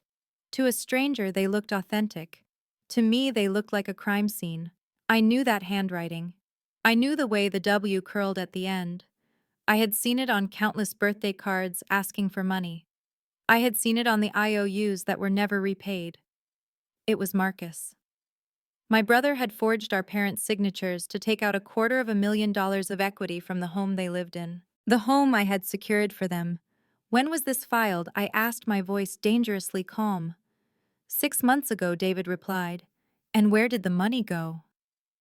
David pulled out a second sheet. It was a transaction record obtained through a forensic trace. The loan proceeds were deposited into a joint account Marcus had opened in my father's name. From there, they were wired to an offshore brokerage in Cyprus labeled FX Global Markets. Forex trading. Marcus had not just stolen the equity, he had gambled it. He had bet the family home on currency fluctuations, thinking he was a Wall Street genius. He probably watched a few YouTube videos on day trading and decided he could turn $200,000 into $2 million over a weekend. What is the balance of the trading account now? I asked, already knowing the answer. 0. David said softly. He was leveraged 100 to 1. A single market correction wiped him out in 48 hours. I stared at the numbers. $250,000 gone in 2 days. Evaporated into the digital ether. My parents' house, which was supposed to be their safety net, their legacy, was now collateral for a gambling addiction. But David was not finished. There is more, Nia. He pulled out the final document. It was a notice of default. Because the account was drained, Marcus had not made a single payment on the loan. Not one. The predatory lender had accelerated the debt. The house is in pre-foreclosure, David said. The auction is scheduled for 20 days from now. 20 days. The date hit me like a physical blow. The auction was scheduled for the Monday after the anniversary party. Suddenly, everything snapped into focus. The desperation, the oxygen text, the frantic demand for $500,000 for a tech startup. There was no startup. There was no algorithm. Marcus needed that $500,000 to pay off the predatory lender before the sheriff showed up to put an eviction notice on the front door. He was robbing Peter to pay Paul, but I was Peter, and he was holding a gun to my head disguised as a business opportunity. My parents did not know. They were planning a $50,000 party. My mother was ordering orchids. My father was buying cigars. They were sleeping in a house that was already sold down the river, dreaming of a legacy that had been squandered by their golden child. Marcus was hiding it. He was probably intercepting the mail, burning the notices, praying that my loan guarantee would come through in time to save him. He was letting them walk toward a cliff blindfolded while he picked their pockets. The cruelty of it was breathtaking. He was willing to let me sign a guarantee for $500,000 knowing that money was going into a black hole. He was willing to let me take on debt to fix his crime. And if I had signed that paper, the bank would have come after me when he inevitably defaulted again. He was going to drag me down with him. Does Otis know? I asked. We have no record of him being served personally, David said. Marcus likely listed his own email and phone number as the primary contact. As far as your parents know, they own that house free and clear. I closed the folder. The rage that had been simmering in my gut turned into something colder, something solid and heavy like a stone. They called me stupid. They called me an ATM. But Marcus was the one who had set the timer on a bomb that was sitting under his own bed. Can we stop the auction? I asked. David nodded. If the debt is paid, yes. Or if we buy the note.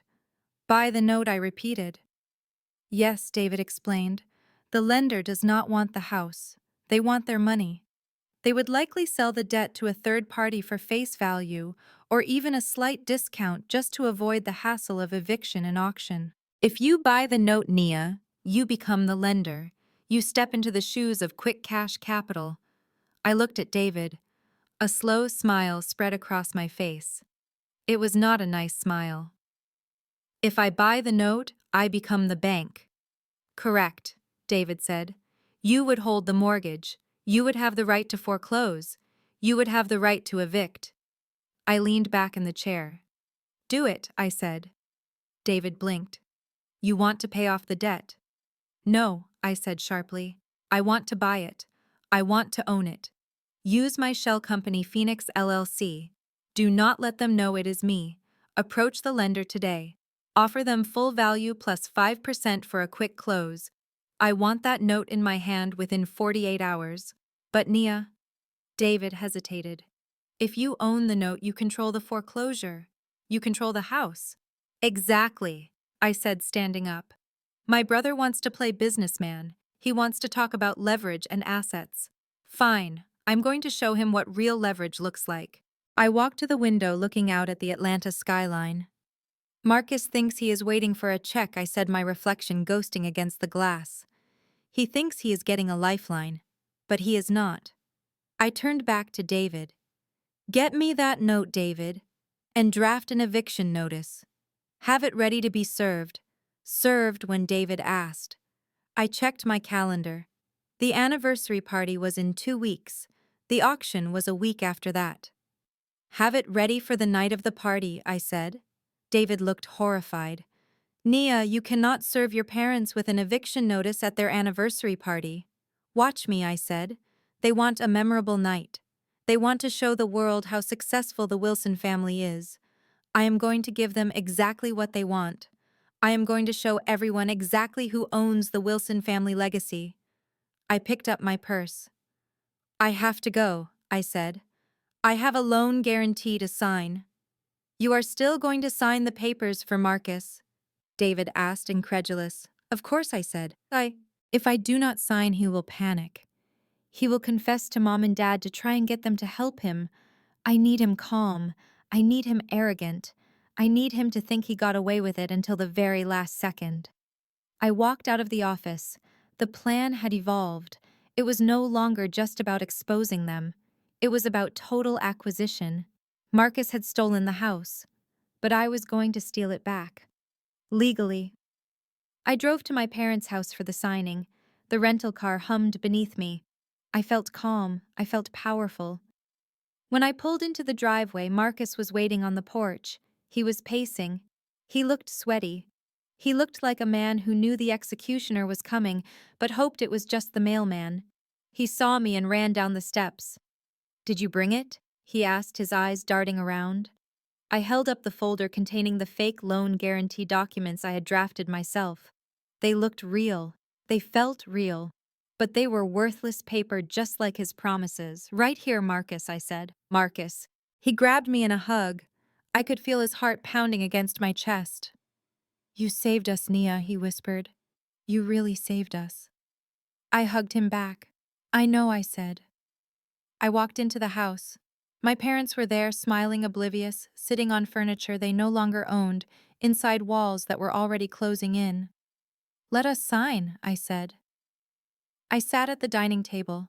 I took out my expensive pen. I signed the fake document with a flourish. There, I said, pushing it toward him. $1 million.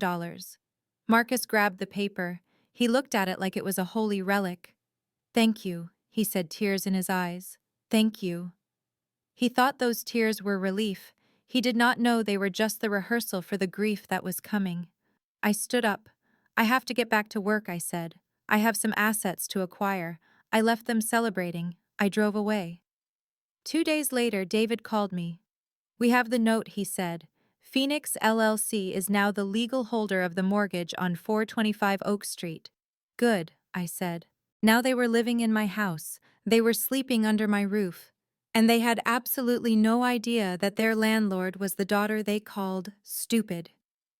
The countdown had begun. 20 days to the auction. 14 days to the party. I had the house. I had the evidence. Now all I needed was the rest of the ammunition. I needed to nail Emily. And I needed to make sure Marcus went to prison not just for forgery, but for federal fraud. It was time to call the IRS. There is a distinct difference between a bailout and a hostile takeover. A bailout implies mercy. It implies that you want the distressed entity to survive and flourish. A hostile takeover is an acquisition of assets where the management is removed and the culture is purged.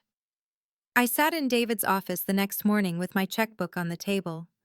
But I was not writing a check to pay off Marcus's gambling debt. I was not going to clear the balance and let my parents sleep soundly in a home they did not know they had lost. That would be enabling.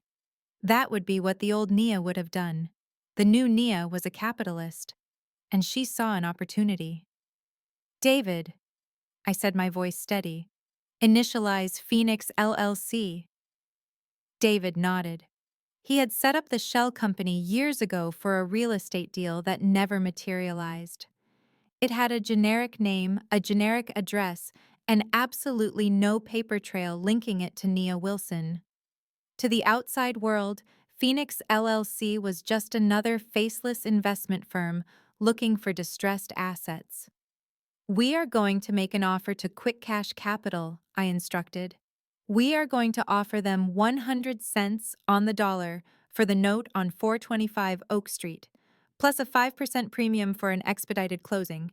I want that mortgage in my portfolio by Friday. David tapped his pen against his legal pad. Nia, are you sure? Once you buy the note, you become the creditor, you become the bank. If they default, which they already have, you are the one who has to pull the trigger. You are the one evicting your parents. I looked at him. I did not see hesitation in my eyes, only calculation. They evicted me a long time ago, David. They evicted me from their hearts when they decided I was nothing more than a wallet. Now I am just formalizing the arrangement. He made the call.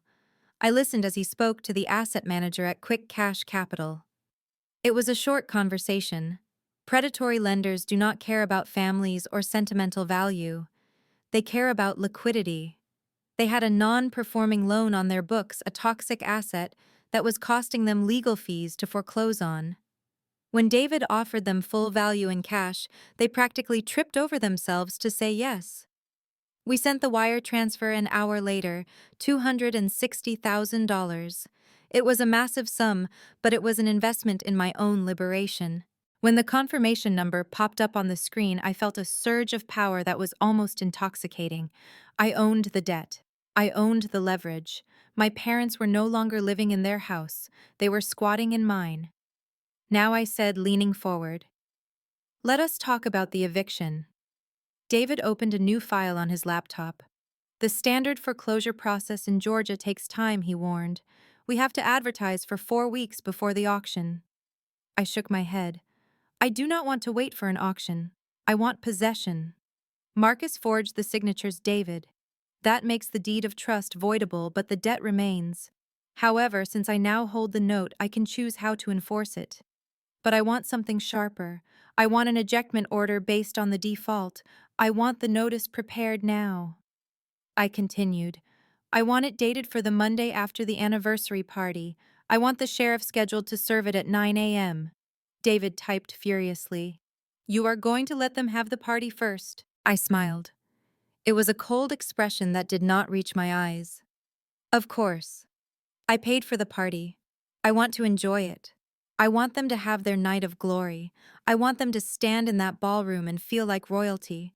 I want them to look down on everyone else and feel superior, because the higher they climb, the harder they fall."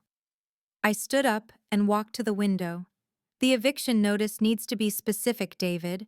I want it to name Otis Wilson, Joyce Wilson, and Marcus Wilson. I want it to state clearly that the property is now owned by Phoenix LLC and that all occupants must vacate the premises immediately due to default and fraudulent conveyance." "Fraudulent conveyance," David repeated. That is going to trigger a criminal investigation if the authorities see it. Good, I said. Let them investigate. When they find out Marcus signed his parents' names, they will have him in handcuffs before he can pack a bag.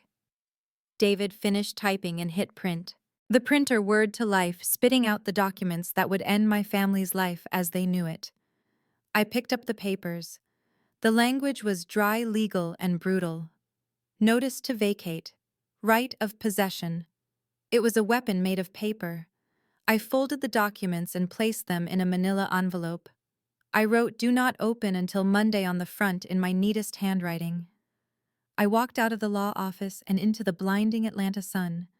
I got into my rental car and drove towards southwest Atlanta. I needed to see it. I needed to see the asset I had just acquired. I pulled up to the house on Oak Street. It was a nice house. Brick 2 stories, a manicured lawn. My mother was out front watering the hydrangeas. She was wearing a wide-brimmed hat, humming to herself. She looked peaceful. She looked like a woman who had no idea that the ground beneath her feet had just been sold. She waved when she saw the rental car. I rolled down the window. "Hey, baby," she called out. "Just making sure the yard looks nice for when people drop by before the gala. Marcus told me the loan is processing. We are so blessed, Nia." I looked at her. I looked at the house. "It looks great, Mom," I said. "Enjoy it." She beamed. "Oh, we will. This is our forever home, Nia. Your father and I built our lives here." Forever had an expiration date, I thought, and it was exactly 14 days away. I drove off, leaving her to her flowers and her delusions. My phone buzzed. It was a text from the private investigator. Subject: Emily Wilson. I pulled over into a church parking lot to read it. "We have the footage," he wrote, "and we have the ID on the boyfriend. You are not going to believe this." I opened the attachment. It was a video file. I clicked play. The video was grainy, taken from a distance, but clear enough. It showed Emily walking into a boutique hotel in Midtown. She was wearing a dress I had bought her for her birthday. She walked up to a man in the lobby. He was tall, muscular, and wearing a tight t-shirt. He looked like a personal trainer. He grabbed Emily and kissed her. It was not a friendly kiss. It was the kind of kiss that belonged in a bedroom. Then he turned and I saw his face. I gasped. I knew him. It was Trent, Marcus's best friend from college, the one who had been the best man at their wedding, the one who came over for football games on Sundays and ate my potato salad. The betrayal was incestuous. It was a snake eating its own tail. Marcus was stealing from me to fund a lifestyle for a wife who was sleeping with his best friend. And she was using my money to buy Trent a truck. I laughed. I laughed until tears streamed down my face. It was perfect. It was absolutely perfect. I forwarded the video to my secure server. I added it to the presentation folder titled "The Anniversary Gala." I had the house. I had the fraud. I had the infidelity. I had everything I needed to destroy them. But I wasn't done. There was one more loose end. Marcus's tax fraud. If I was going to send him to prison, I wanted to make sure he stayed there. I needed to nail down the PPP loan fraud. I needed the federal receipts. I started the car. Phoenix LLC was now the landlord of 425 Oak Street, and the landlord was about to do a very thorough inspection of the property. I drove back toward the city. The eviction notice sat on the passenger seat next to me. It felt heavy like a loaded gun. 14 days. Tick-tock. The dossier on Emily Wilson arrived the next afternoon in a matte black envelope sealed with the insignia of the investigative firm. It sat on my glass desk like a coiled viper waiting to strike. I poured myself a black coffee, no sugar, no cream, and sat down to review the autopsy of my brother's marriage. I had asked for dirt. They had brought me a landslide. I opened the file. The first thing that slid out was a stack of glossy 8x10 photographs. The resolution was terrifyingly clear. The investigator had used long-range lenses and low-light technology to capture every illicit detail. There was Emily. She was wearing the white sundress I had bought her for Easter, a dress she claimed made her feel innocent and pure. She was standing outside the entrance of the W Hotel in Midtown. She was not alone. Standing next to her, his hand resting possessively on her lower back, was Trent. Marcus's best friend. The man who had stood at the altar next to my brother as his best man. The man who came to Sunday dinners and ate my potato salad and clapped Marcus on the back and called him brother. I had suspected Trent after the video clip I received earlier, but seeing the still photos confirmed it with sickening clarity, and it explained the gym connection. Trent was a personal trainer. That was his job. That was why he was always in tight shirts, always flexing, always talking about macros and gains. Marcus had actually hired Trent 6 months ago to help him get in shape for the CEO lifestyle he was pretending to live. I picked up the next photo. It showed Emily handing Trent an envelope. It looked thick. I turned to the financial breakdown attached to the photos. The forensic accountant had matched the timestamp of the photo to a withdrawal from Marcus's account. $5,000. Cash. The note in the transaction log read, Vendor Payment Office Furniture. There was no office, there was no furniture. There was just Emily paying her lover with my money to sleep with her. I flipped the page. The bank statements were highlighted in neon yellow. Emily was not just withdrawing cash, she was paying Trent's bills directly. Car note for a 2023 Ford Raptor. $1,200 a month. Paid from the joint account I subsidized. Luxury apartment rental in Buckhead. $2,500 a month. Paid via Venmo to Trent's landlord. Gym supplements. Protein powder. Steroids. All of it paid for by the sister-in-law she mocked behind her back. I felt a cold, hard laugh escape my lips. It was almost impressive. She was keeping a man on a retainer. She was a sugar mama using stolen funds. She treated Marcus like a bank and Trent like a prize stud. And Marcus, the arrogant fool, was too busy playing make-believe businessman to notice his wife was financing his best friend's lifestyle. I pulled out a USB drive from the envelope. This was the video evidence. I plugged it into my laptop and opened my professional video editing software. I was a crisis manager, but before I ran the firm, I had started in media production. I knew how to cut a reel. I knew how to tell a story. I dragged the raw footage onto the timeline. There was video of them in the hotel lobby. There was video of them at a romantic dinner where Emily was feeding Trent dessert with the same spoon she used to feed Marcus lies. There was audio, too, captured by a parabolic microphone in a park. I put on my headphones. He is so clueless. Emily's voice cut through the static, clear and mocking.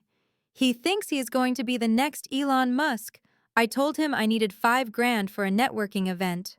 He did not even blink. He just asked Nia and she wired it. Trent laughed. It was a deep rumbling sound. You are bad, Em. That is his sister. She is a cow, Emily said. A cash cow.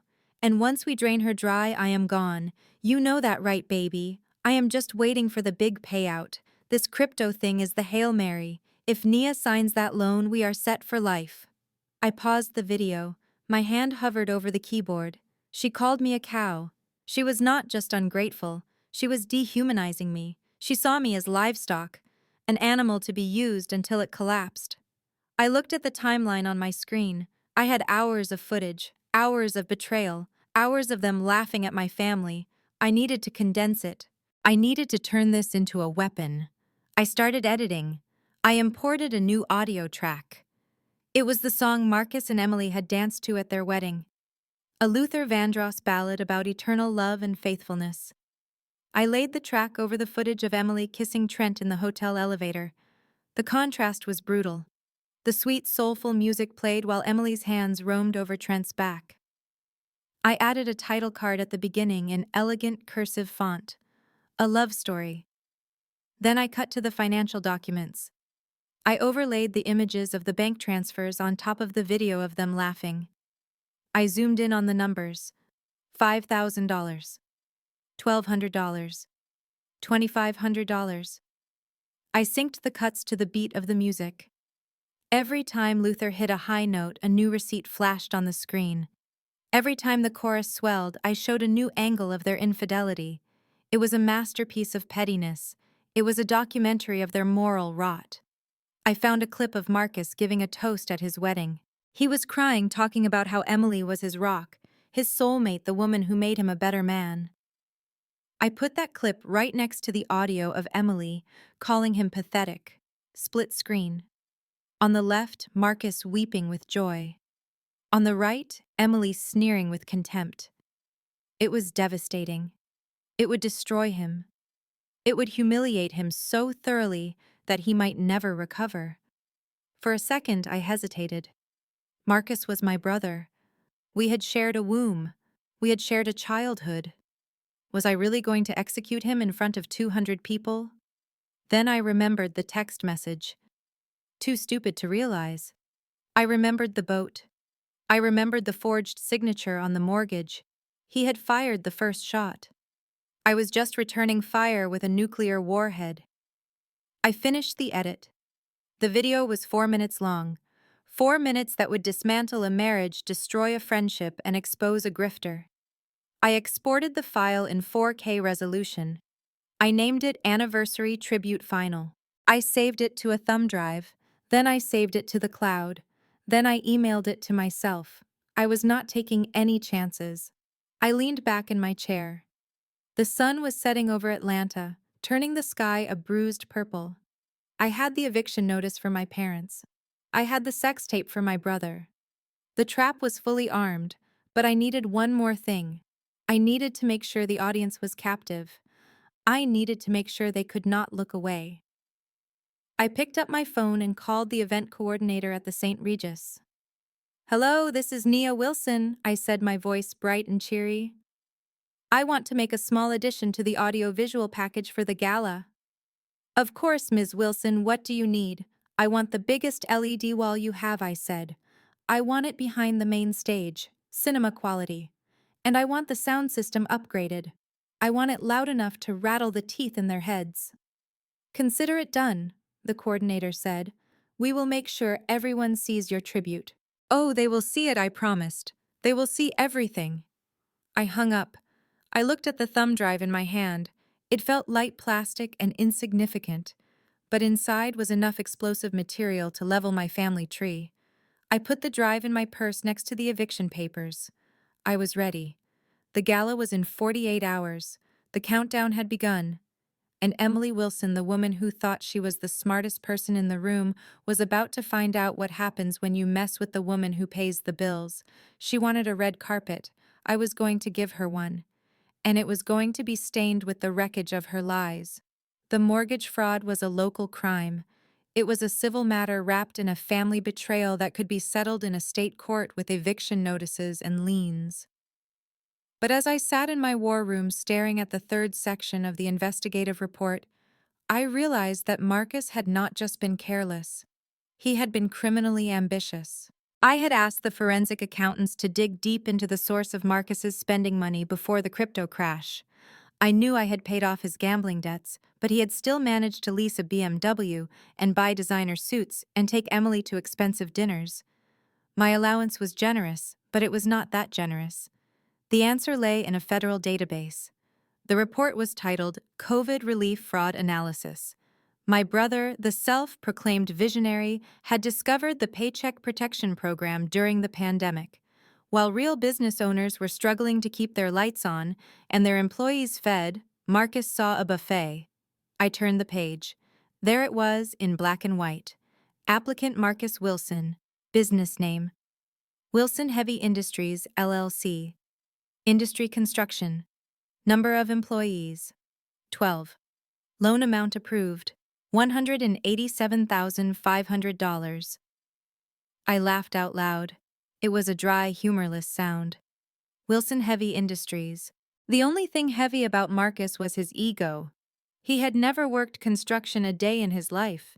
He had soft hands that had never held anything heavier than a champagne flute. But he had not stopped there. He had applied for a second draw. Business name: Global Tech Solutions Inc. Industry Software Development. Number of employees: 15. Loan amount approved $212,000. Total theft almost $400,000 of taxpayer money. I looked at the payroll documents he had submitted to the Small Business Administration. They were forged. Badly. He had listed employees with names that sounded like they came from a random name generator.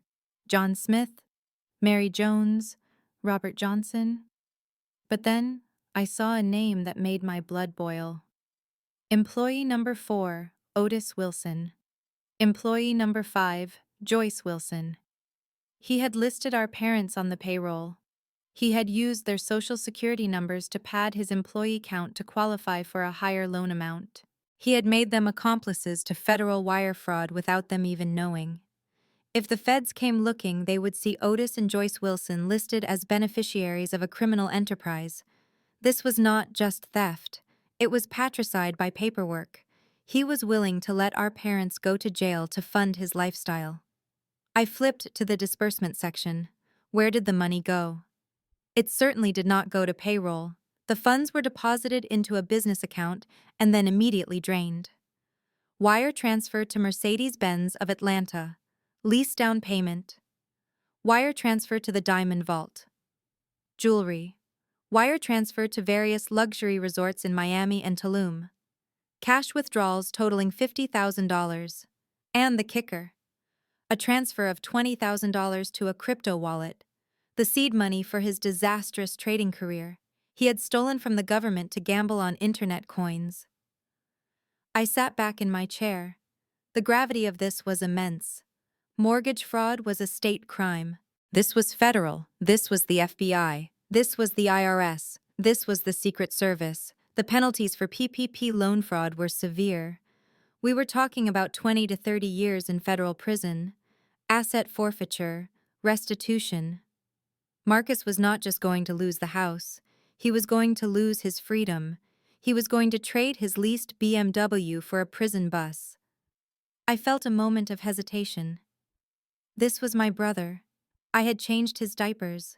I had taught him how to tie his shoes. Was I really going to send him to the penitentiary? Then I looked at the names on the fake payroll again. Otis Wilson. Joyce Wilson.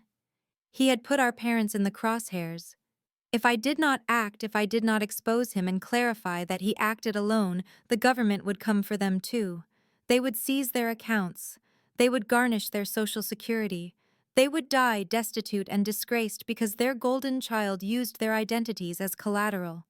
I had to cut the cancer out to save the patient. I opened a secure browser window. I navigated to the Department of Justice website, specifically the portal for reporting COVID-19 related fraud. I began to type. I did not do it anonymously. I used my name. I wanted them to know it was real.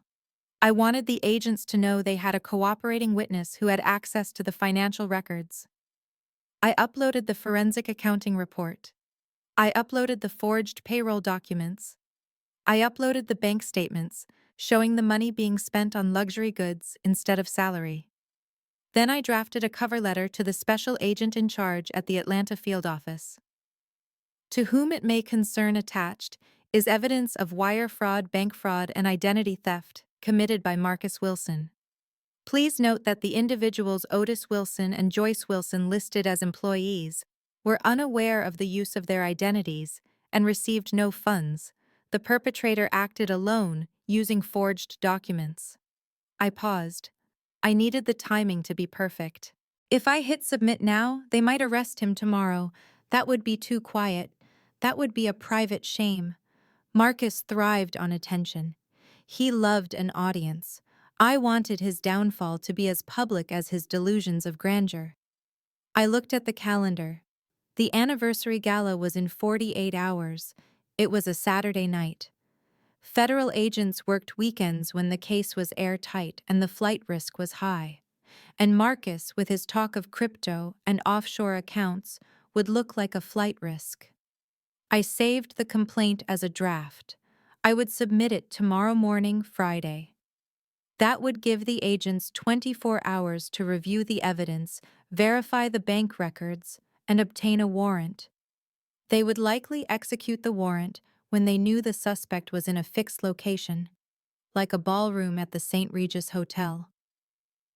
I picked up my phone and called a contact I had at the IRS Criminal Investigation Division, a man named Agent Miller, whom I had worked with on a corporate embezzlement case 2 years ago. Miller, I said when he answered. It is Nia Wilson. Nia, long time. Do you have a client in trouble? No, I said, my voice ice cold. I have a tip. A big one. PPP fraud. Nearly $500,000.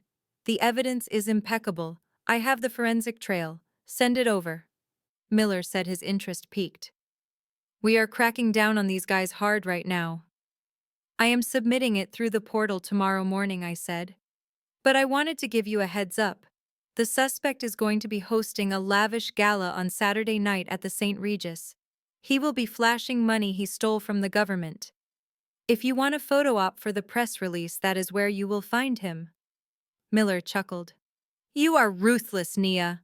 He stole my parents' identities, Miller. He put them at risk. The line went quiet. I will look for the file tomorrow morning, Miller said, his voice hard. If it is as good as you say, we will see you at the party. Thank you. I hung up. The trap was no longer just a metaphor. It was a federal indictment. I looked at the stack of papers on my desk, the eviction notice, the video of Emily's affair, and now the evidence of Marcus's federal crimes. I had built a guillotine. I spent the rest of the afternoon printing copies. I made 3 dossiers, one for the police, one for the IRS, and one for me to hold in my hand while I watched the world burn. I walked to my closet and looked at the red suit again. It looked like blood. It looked like power. I was ready. The family thought they were getting a check. They thought they were getting a bailout. Instead, they were getting a raid. I packed the files into my briefcase. I checked the lock on the safe. I turned off the lights in my office. Tomorrow I would sign the fake loan guarantee. I would let Marcus think he had won. I would let him sleep the sleep of the wicked, thinking he had gotten away with it. And then on Saturday I would introduce him to the consequences of his actions. I went to bed early that night. I slept like a baby.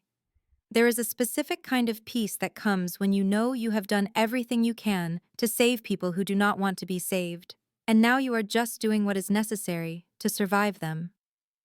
The countdown was almost over, the stage was set, the players were in position, and the ATM was officially out of order. Thursday morning broke with a sky the color of a fresh bruise, but my mood was electric. I stood in the center of the grand ballroom at the St. Regis Hotel in Buckhead. The space was cavernous, smelling of floor wax and old money. Crystal chandeliers hung like frozen tears from the ceiling. It was beautiful. It was expensive. It was the perfect kill box. The event coordinator, a woman named Jessica with a clipboard and a nervous smile, walked up to me. Ms. Wilson, she said, the florists are setting up the white orchids in the foyer. The catering team has confirmed the lobster bisque. We are just waiting on your approval for the audio-visual setup. I turned my attention to the stage. Behind the podium, where my father would soon stand to brag about a life he could not afford, sat a monstrosity of technology. It was a 500-inch LED wall. It was not a projector screen. It was a high-definition wall of light capable of showing every pore on a face, every pixel of a text message, every detail of a bank statement. It is massive, Jessica said hesitantly. Usually for anniversaries we just use a pull-down screen for the slideshow. Are you sure you want something this industrial? I walked up to the stage and ran my hand along the black frame of the screen. I am sure, I said, my voice echoing slightly in the empty room. My parents have been married for 40 years, Jessica. Their story is big. It deserves to be seen. I want everyone in the back of the room to be able to read the fine print. She nodded, making a note. The fine print. Got it. And you have the content ready. I patted my purse where the thumb drive sat next to the eviction notice. The content is finalized, I said. It is a retrospective, a journey through the truth of the Wilson family. It is going to be very moving. Jessica smiled, relieved. That sounds lovely. Your mother called 3 times this morning to make sure the lighting would be flattering. I laughed. It was a genuine laugh because the irony was delicious. Oh, the lighting will be very revealing, I promised. We walked to the front desk to settle the bill. I pulled out my black card. The total came to $42,000, including the rush fees for the AV equipment and the premium bar package. I handed the card over without blinking. This was not spending. This was an investment. I was buying a front row seat to justice. As the transaction processed, my phone buzzed. It was my mother. Nia, baby. Are you at the hotel? Is it perfect? Marcus says he invited the investors for crypto tech. We need to make sure they have a VIP table near the front. I typed back. It is perfect, Mom, and do not worry. I have arranged special seating for everyone. Marcus will be front and center. I put the phone away. The receipt printed. I signed my name with a flourish. Now came the most critical part of the plan, the audience. A tragedy is only a tragedy if people watch it happen. If a tree falls in the forest and no one is around to hear it, it is just wood. But if a family empire collapses in front of 200 of Atlanta's social elite, it is a scandal. I went back to my car and opened my laptop. I had taken over the RSVP list from Emily, who had claimed she was too busy getting her hair extensions refreshed to manage the spreadsheet. I scanned the names. First, the church contingent. Pastor Davies, the man who had baptized Marcus and dedicated my parents' house the house they no longer owned. He was a man of God, but he was also a man who loved proximity to wealth. He had confirmed. Good. I wanted the moral authority of the community to witness the sin. Next, my father's old business associates, the men he played golf with, the men he lied to about his retirement. I had sent personal couriers to their offices with bottles of scotch and invitations engraved on heavy cardstock. They were coming. They wanted to see if Otis Wilson really had bounced back. Then Emily's crew, the Buckhead Bettys, the women who lunched at Le Bilboquet and judged each other's jewelry. I had made sure to invite every single woman Emily had ever badmouthed to me. They would be there to drink the free champagne and they would stay for the blood sport. But there was one name missing, the guest of honor. Trent. I pulled up the contact info the private investigator had found. Trent lived in a luxury apartment complex near the stadium paid for by my brother's stupidity. I could not just invite him. He knew Marcus. He knew he was the secret lover. He would not show up to a family anniversary party unless he had a compelling reason. I needed to be creative. I opened a burner email account I had created. I typed a message. Subject exclusive VIP access, Saturday night. To Trent, I am the event coordinator for the Wilson Gala at the St. Regis. Ms. Emily Wilson has requested your presence as a surprise VIP guest. She has arranged for a private car to bring you to the event. She wants you there to celebrate a major announcement regarding her future. Please wear black tie. A driver will collect you at 7 p.m. It was vague enough to be intriguing and specific enough to appeal to his vanity. Emily had told him she was leaving Marcus soon. He probably thought this was her way of signaling that the end was near, that she was ready to go public, or at least have him nearby while she secured the bag. I hit send. 10 minutes later, a reply came, confirming I will be ready. Got him. I sat back in the leather seat of my rental car. The cast was assembled.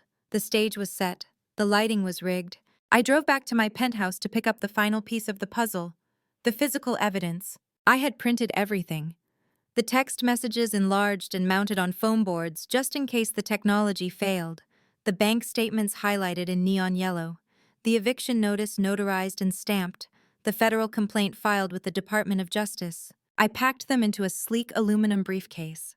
It looked like I was carrying nuclear launch codes. In a way, I was. That evening, I received a FaceTime call from Marcus. I answered.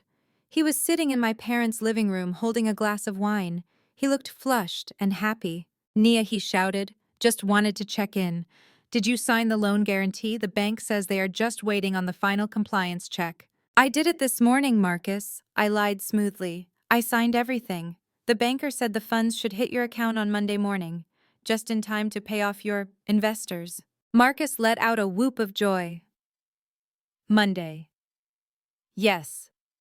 That is perfect. You are a lifesaver, sis. Seriously.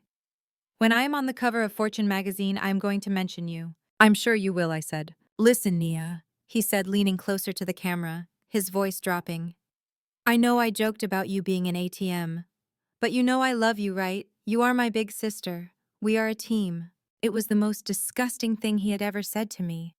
Because he believed it. He believed that because I had given him what he wanted, he could just erase the disrespect with a few cheap words. He thought he had played me. He thought he had won. I love you too, Marcus, I said, my voice betraying nothing. I just want you to get what you deserve. I do too, he said, grinning. I hung up. He had no idea what he deserved, but the federal government did. I walked into my closet. My red suit was hanging on the door. It was a deep, blood crimson, sharp lapels tailored to perfection. It was a suit of armor. Tomorrow night, I was not going to be Nia the fixer. I was not going to be Nia the sister. I was going to be Nemesis, the goddess of retribution. I checked my phone one last time. A message from Agent Miller at the IRS. We have the warrant. We will be in position at 9 p.m. Do not start the show without us. I smiled. 9 p.m. That gave me 2 hours of cocktails and dinner to let them get comfortable. To let them get drunk on their own hubris. To let them climb as high as they could before I kicked the ladder out from under them. I turned off the lights in my penthouse. The city glittered below me, indifferent and beautiful. Sleep well, family, I whispered into the dark, because tomorrow night we are going to have a reckoning. Saturday night descended on Buckhead like a velvet shroud. The St. Regis Hotel was glowing its windows, beaming light out onto West Pace's Ferry Road. Valets in white jackets were sprinting back and forth, parking Bentleys and S-classes. It was the kind of night where the air smelled of jasmine and old money. Inside the grand ballroom, the illusion was complete. I stood in the shadows of the mezzanine for a moment, looking down at the world I had purchased. The room was a sea of white orchids and gold silk. The 12-piece orchestra was playing a smooth jazz rendition of a Stevie Wonder classic.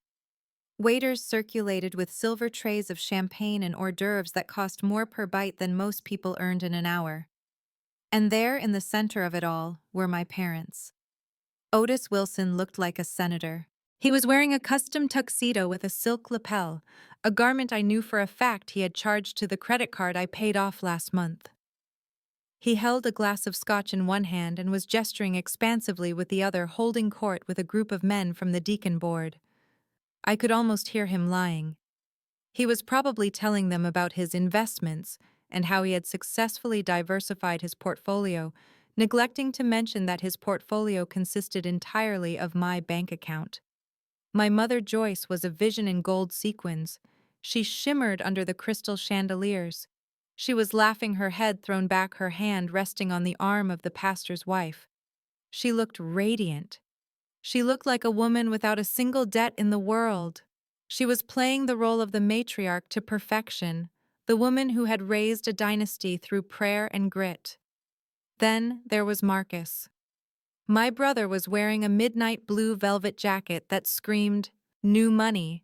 He was standing near the bar, surrounded by a group of young men who looked like they traded crypto in their mother's basements. Marcus was animated, his hands moving wildly as he spoke. I knew exactly what he was saying. He was talking about the seed round. He was talking about the liquidity event, happening on Monday. He was selling them shares in a company that did not exist using capital he had stolen from the federal government. Emily was nowhere near him. I scanned the room and found her near the entrance holding court with the Buckhead Bettys. She was wearing a white gown that looked suspiciously bridal. It was backless, tight, and expensive. She was laughing, touching her hair, checking her reflection in the glass doors. She looked like she was auditioning for a reality show. They were happy. They were confident. They were completely oblivious. They thought this was their coronation. They thought they had successfully played the long con and won. They believed that Nia, the quiet, reliable ATM, was going to sign the check and fade into the background while they took the applause. I checked my watch. 8:05 p.m. It was time. I turned to the two men standing behind me. They were not hotel security. They were private contractors, former military hired through my firm's most discreet channels. They wore black suits that fit too well to be off the rack and earpieces that were not for show.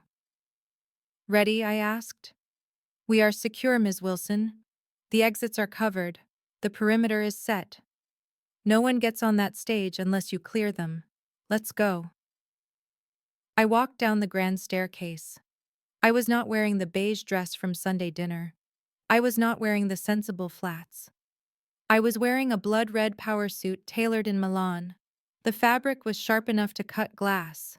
The trousers were wide-legged, flowing like liquid fire around my ankles. The jacket was cinched at the waist, structured and imposing. I wore 4-inch stilettos that clicked against the marble like the ticking of a bomb. My hair was slicked back, my makeup flawless and severe. I did not look like a daughter. I looked like a CEO.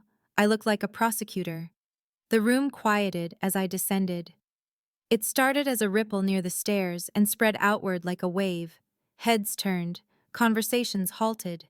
The orchestra did not stop playing, but the chatter died down until the only sound was the music and the click of my heels. My mother was the first to spot me. Her smile faltered for a fraction of a second, confusion clouding her eyes.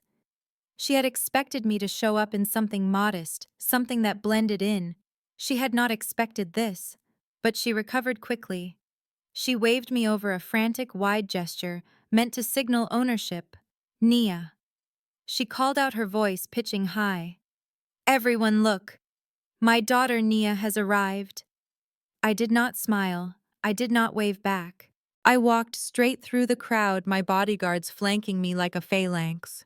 People parted like the Red Sea. I saw looks of confusion, awe, and whispers behind hands. Who is that? Is that the daughter? She looks intense. I reached the center of the room where my family was gathered. Marcus had pushed his way to the front, a glass of champagne in his hand. He looked me up and down, a sneer curling his lip. Whoa, sis, he said, laughing nervously. A bit dramatic with the outfit, don't you think? And who are the men in black? You trying to look important for the investors? I stopped in front of him. I looked him dead in the eye. Asset protection, Marcus. I said, my voice cool and projected just enough for the surrounding circle to hear. When you are moving this much capital, you have to be careful. There are a lot of thieves in this city. Marcus blinked. He took it as a compliment. He thought I was talking about protecting the loan money. Right, he said, puffing his chest out. Smart, can't be too careful. Glad you're taking this seriously, Nia. He leaned in, his breath smelling of expensive gin.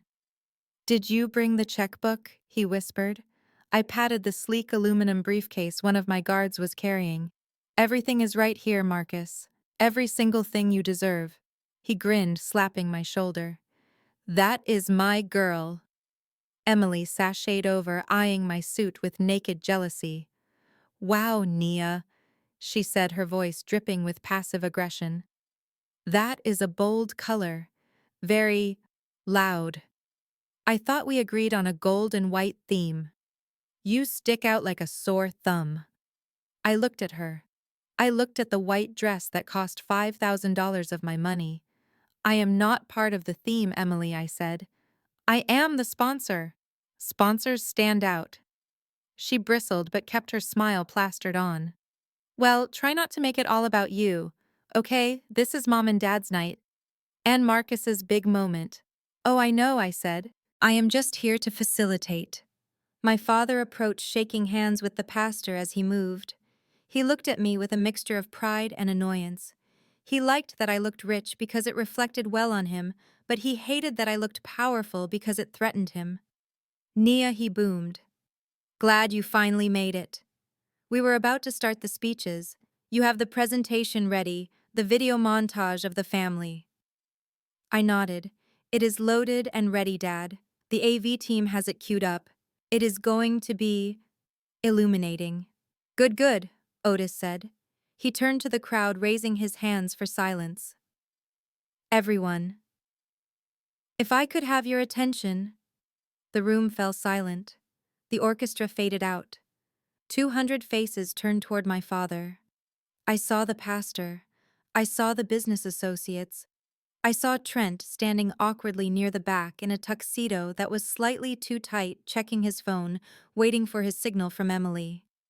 Tonight we celebrate 40 years of love, faith, and family, Otis shouted. We have come a long way from a small apartment in Bankhead. We have built a legacy. Applause broke out. My mother wiped a tear from her cheek. Marcus beamed. And tonight my father continued, "We are also celebrating the future. My son Marcus is launching his new venture, and my daughter Nia," he gestured vaguely at me, "has generously helped us put this evening together." Helped. I paid for every orchid petal in the room.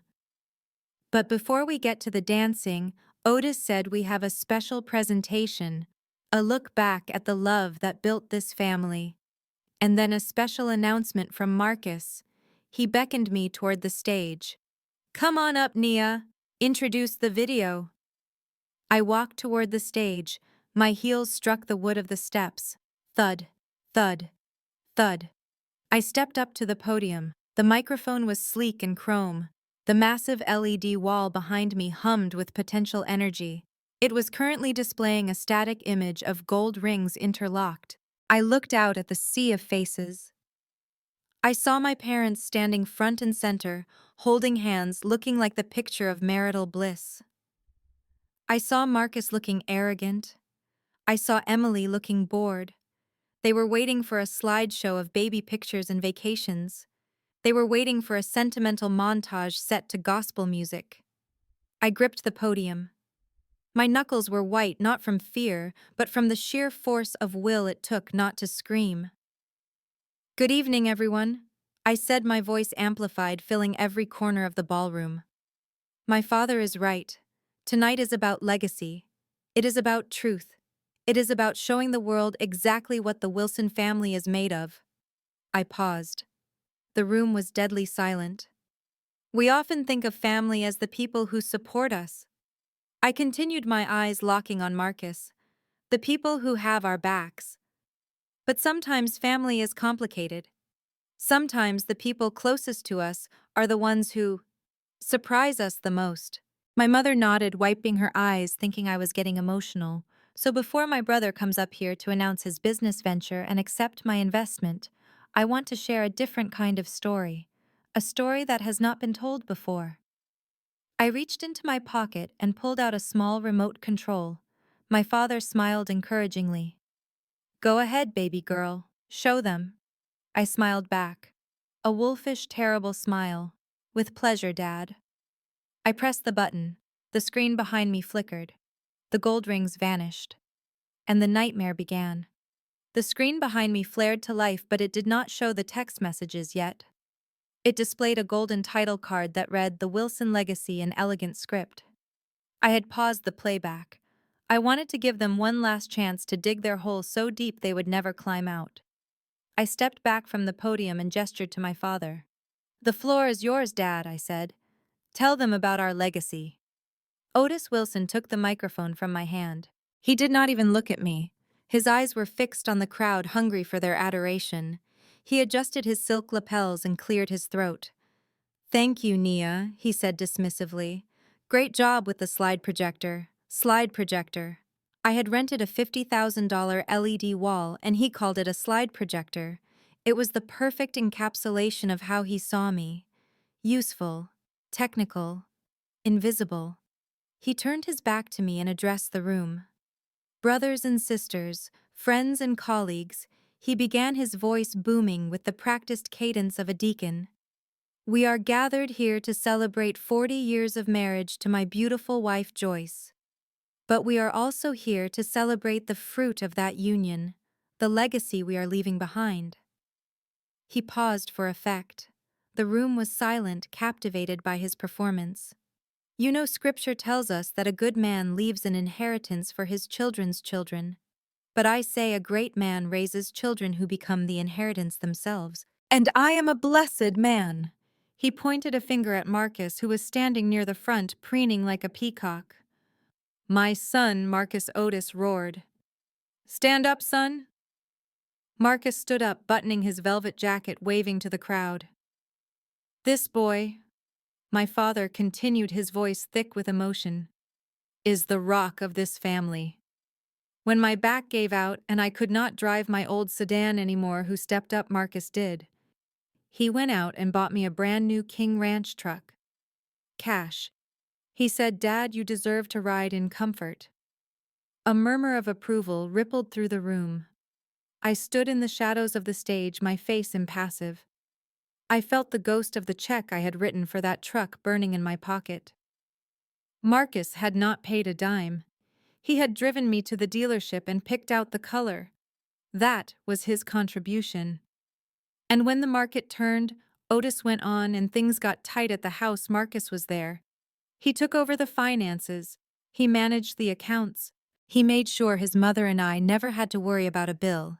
He is a provider, a true patriarch in training. I looked at my mother. She was nodding, dabbing her eyes with a handkerchief. She knew it was a lie. She knew I paid the mortgage. She knew I paid the utilities. She knew Marcus stole her social security number for a fraudulent loan. But she nodded anyway because the lie was prettier than the truth.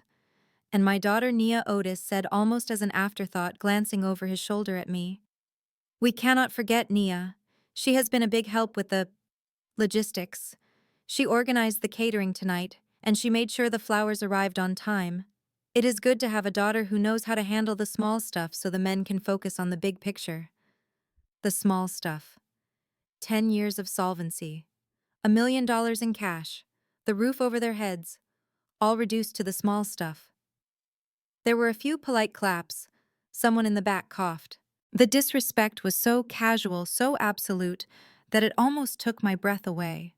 He had just erased my entire existence as the financial savior of his life and reduced me to a party planner. But I did not flinch. I did not frown. I stood there like a statue waiting. Now Otis said, his energy rising again. "I want to bring up the man of the hour, the visionary. My son, Marcus Wilson. He has an announcement that is going to change the trajectory of this family forever. Come on up here, son." The band played a fanfare. Marcus bounded up the stairs, taking the steps 2 at a time. He hugged our father, shaking his hand vigorously. He took the microphone and the room erupted in applause. His friends, the crypto bros, whistled and cheered. "Thank you, Dad," Marcus said, breathless with excitement. "Thank you, everyone." He looked out at the crowd, his eyes shining with greed. "You know they say the first million is the hardest," he said, laughing. And they are right. But tonight, we are not just talking about millions. We are talking about the future. He gestured to the screen behind him where the words, "The Wilson Legacy," still glowed. "I am proud to announce the official launch of Crypto Tech Solutions," he declared. "We are going to revolutionize how wealth is created in our community. We are using AI and blockchain to create passive income for everyone. And we are starting right here in Atlanta." He paused, waiting for applause. He got it. People love the idea of easy money, but a vision needs fuel. He continued. "And tonight, I am honored to announce that we have secured our seed funding. We have an angel investor, someone who believes in the vision, someone who knows a good bet when they see one." He turned to me. He smiled. It was the smile of a man who thinks he has gotten away with murder. "My sister Nia," Marcus said, gesturing for me to step forward. "She has done okay for herself in the corporate world. She pushes papers, she manages schedules. But she knows that real wealth is built by entrepreneurs, and she has graciously agreed to provide the initial capital injection for crypto tech." He snapped his fingers. 2 waiters walked onto the stage carrying a large object covered in a gold velvet cloth. They set it on an easel next to the podium. "We wanted to make this official," Marcus said, gripping the cloth. "Naya, come on over here." I walked to the center of the stage. My red suit blazed under the stage lights. I stood next to him. He whipped the cloth off. It was a giant novelty check, the kind you see at lottery drawings. It was made out to Crypto Tech Solutions. The amount written in bold black letters was $500,000. The memo line read, "For the future." There was a blank space for my signature. "Sign it," Nia, Marcus urged, thrusting a thick black marker into my hand. "Let us make history." The crowd cheered. "Sign it, sign it," they chanted, caught up in the fervor. I held the marker. It felt cool and smooth in my hand. I looked at the check. $500,000. That was what he thought he was getting. That was the price of his love. That was the ransom for my parents' approval. I looked at Marcus. He was sweating. Beneath the bravado, I could see the panic in his eyes. He needed the signature. If I did not sign, the house of cards would fall. The loan sharks were waiting. The eviction was looming. He was terrifyingly close to the edge, and this piece of cardboard was his only parachute. "Go ahead, sis," he whispered, leaning in so only I could hear. "Do not embarrass me. Just sign the damn thing." I looked out at the audience. I saw my mother clutching her pearls, waiting for her son to be crowned king. I saw Emily looking bored, checking her nails, waiting for her payout. I saw Trent in the back, waiting for his truck. They were all waiting for the ATM to dispense. I took the cap off the marker. I stepped up to the check. I lowered the tip to the cardboard. The room held its breath. Then I stopped. I pulled the marker back. I turned to the microphone. I looked at Marcus. I looked at my father. "You know," I said, my voice calm, amplified, booming through the ballroom. "Before I sign this check, before I invest $500,000 into this company, I think the investors in the room deserve to see the due diligence." Marcus frowned. "What, Nia? Just sign it. We can do the boring stuff later." "No, Marcus," I said, my voice hardening. "Transparency is key in business." "Right, Dad. You always taught me that honesty is the best policy." Otis looked confused. He nodded slowly, not wanting to contradict his own platitude in front of the pastor. "Yes. Yes, of course." "Great," I said, "because I have prepared a special report, a breakdown of exactly where the Wilson family capital has been going for the last 10 years. And I think before we talk about the future, we need to clear up the past." I turned to the LED wall. I pointed the remote. Marcus reached for my arm. "Nia, what are you doing?" I stepped out of his reach. "I am showing them the receipt, Marcus," I said. I pressed the button. The golden title card dissolved. The screen went black for a heartbeat. Then, in letters 10 feet tall, the first text message appeared. The room gasped. It was not a spreadsheet. It was not a graph. It was a screenshot. "Did the family ATM transfer the $5,000 for Dad's heart medicine yet? Emily found that vintage orange Birkin bag?" The words glowed neon white against the black background. They were massive, unavoidable. I saw Marcus's face drain of blood. I saw my father squinting, trying to read. I saw my mother's hand fly to her mouth. But I was just getting started. "Read it," I commanded the room, my voice cutting through the sudden, shocked silence. "Read what my brother thinks of his investors." And then I hit play. The text message loomed over the ballroom like a billboard in Times Square. It was impossible to miss. 500 inches of high-definition betrayal. The white letters burned against the black background. "Did the family ATM transfer the $5,000 for Dad's heart medicine? Yet Emily found that vintage orange Birkin bag?" For 3 seconds, there was absolute silence. It was the kind of silence that happens after a car crash, before the screaming starts. The air left the room. Then the murmur began. It started low, a collective intake of breath that rippled through the crowd. I didn't give them time to process it. I didn't give Marcus time to come up with a lie. I raised the microphone to my lips. My voice was steady, amplified to fill every corner of the room. "Can everyone in the back see that?" I asked. "I want to make sure the investors know exactly what their seed capital is buying." I turned to look at Marcus. He was staring at the screen, his mouth open, his face the color of old ash. The arrogance had evaporated, leaving behind a terrified child who had just realized the monster under the bed was real. "You called me the family ATM, Marcus," I said, my voice cutting through the rising noise. "You said I was too stupid to realize you were using me." I pointed at the screen. "Read it," I commanded. "Read it to the pastor. Read it to Dad's business partners." Marcus couldn't speak. He was paralyzed. So I read it for him. I turned back to the audience. I found Pastor Davies in the front row.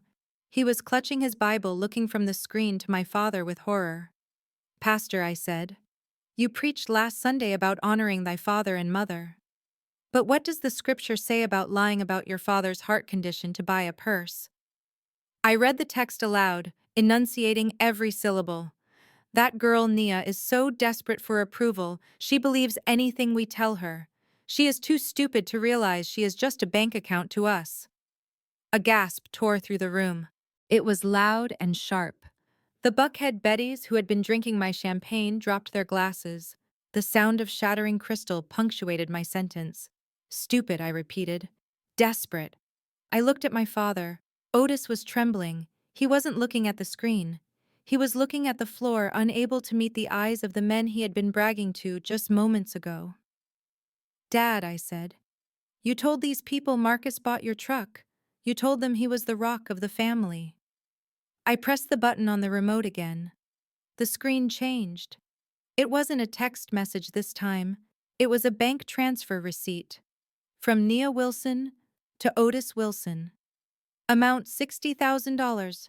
Memo truck purchase. Dad's back pain. And right next to it was a screenshot of Marcus's bank account on the same day.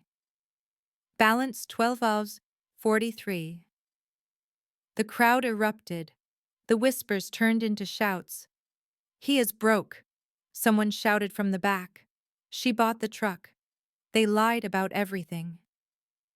My mother Joyce finally snapped out of her shock. The humiliation was too much. The image she had curated for 40 years was disintegrating in seconds. She let out a wail that sounded like a wounded animal. Naya! Stop this! She screamed. Stop it right now! She hiked up her gold-sequined dress and charged toward the stairs. She was coming for the remote. She was coming for the microphone. She was going to physically silence me because she couldn't silence the truth. She hit the first step. Then she hit a wall. One of my bodyguards, the massive man named Titus, stepped in front of the stairs. He didn't touch her. He just stood there, arms crossed, an immovable object. Joyce slammed into his chest and bounced back. Get out of my way! She shrieked, clawing at the air. That is my daughter. She is lying. She is possessed. Ma'am Titus said, his voice deep and calm. You need to return to your seat. My mother looked up at him, then at me. Her eyes were wild. Nia, tell him to move. You are ruining everything. You are embarrassing us. I looked down at her from the stage.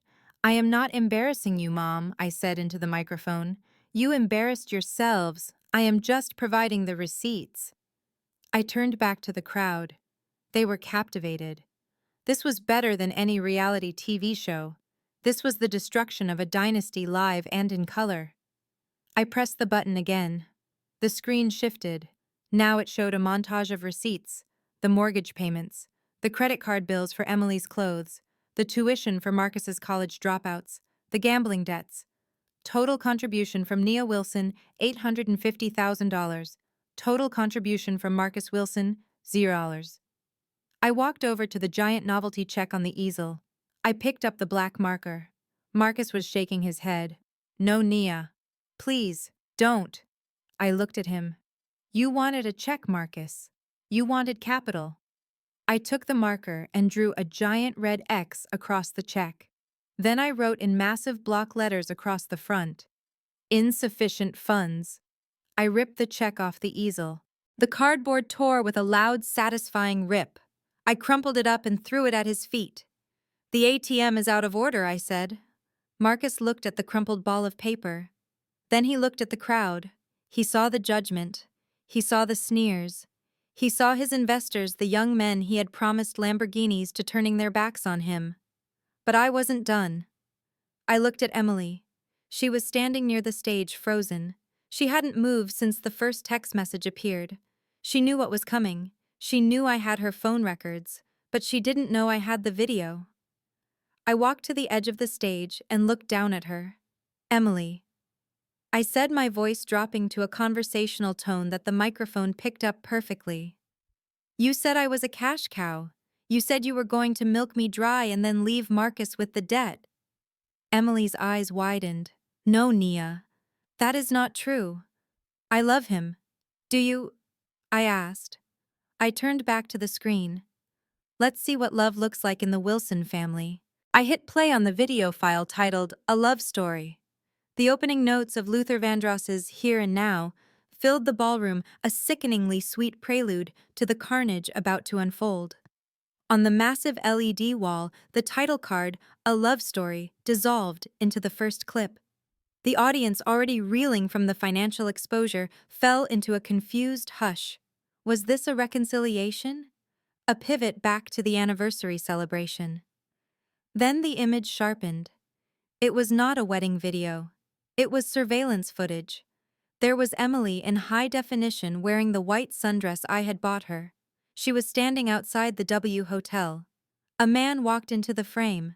Trent, Marcus's best friend, the best man at their wedding. The crowd gasped. I heard someone in the front row whisper, "Is that Trent?" On screen, Trent pulled Emily close. Their kiss was passionate, familiar, and undeniably intimate. It was not a friendly greeting. It was the kiss of two people who had been sharing a bed for a long time. I looked at Marcus. He was staring at the screen, his mouth opening and closing like a fish on dry land. He blinked rapidly, as if trying to clear a hallucination. That's Trent," he stammered, his voice barely audible over the music. "Why are they—" The video cut to the next scene. Emily handing Trent the envelope of cash. I spoke into the microphone, my voice cutting through the ballad.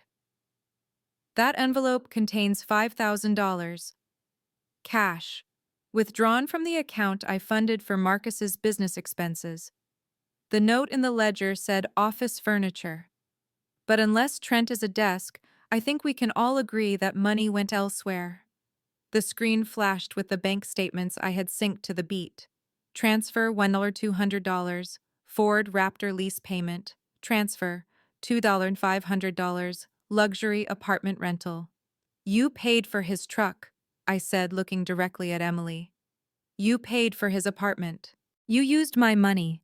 Money I worked for, money I gave to help my family, to keep your lover in style." Emily's face had gone from pale to a mottled, angry red. She wasn't crying. She was furious. She looked like a cornered animal realizing the cage door was locked. The music swelled. The split screen appeared. On the left, Marcus crying at his wedding, pledging his eternal devotion. On the right, the audio waveform from the bathroom recording. Emily's voice filled the room, amplified to a deafening volume. "He is so clueless. He thinks he is going to be the next Elon Musk. She is a cow, a cash cow. And once we drain her dry, I am gone. I cannot stand him anymore. He is pathetic."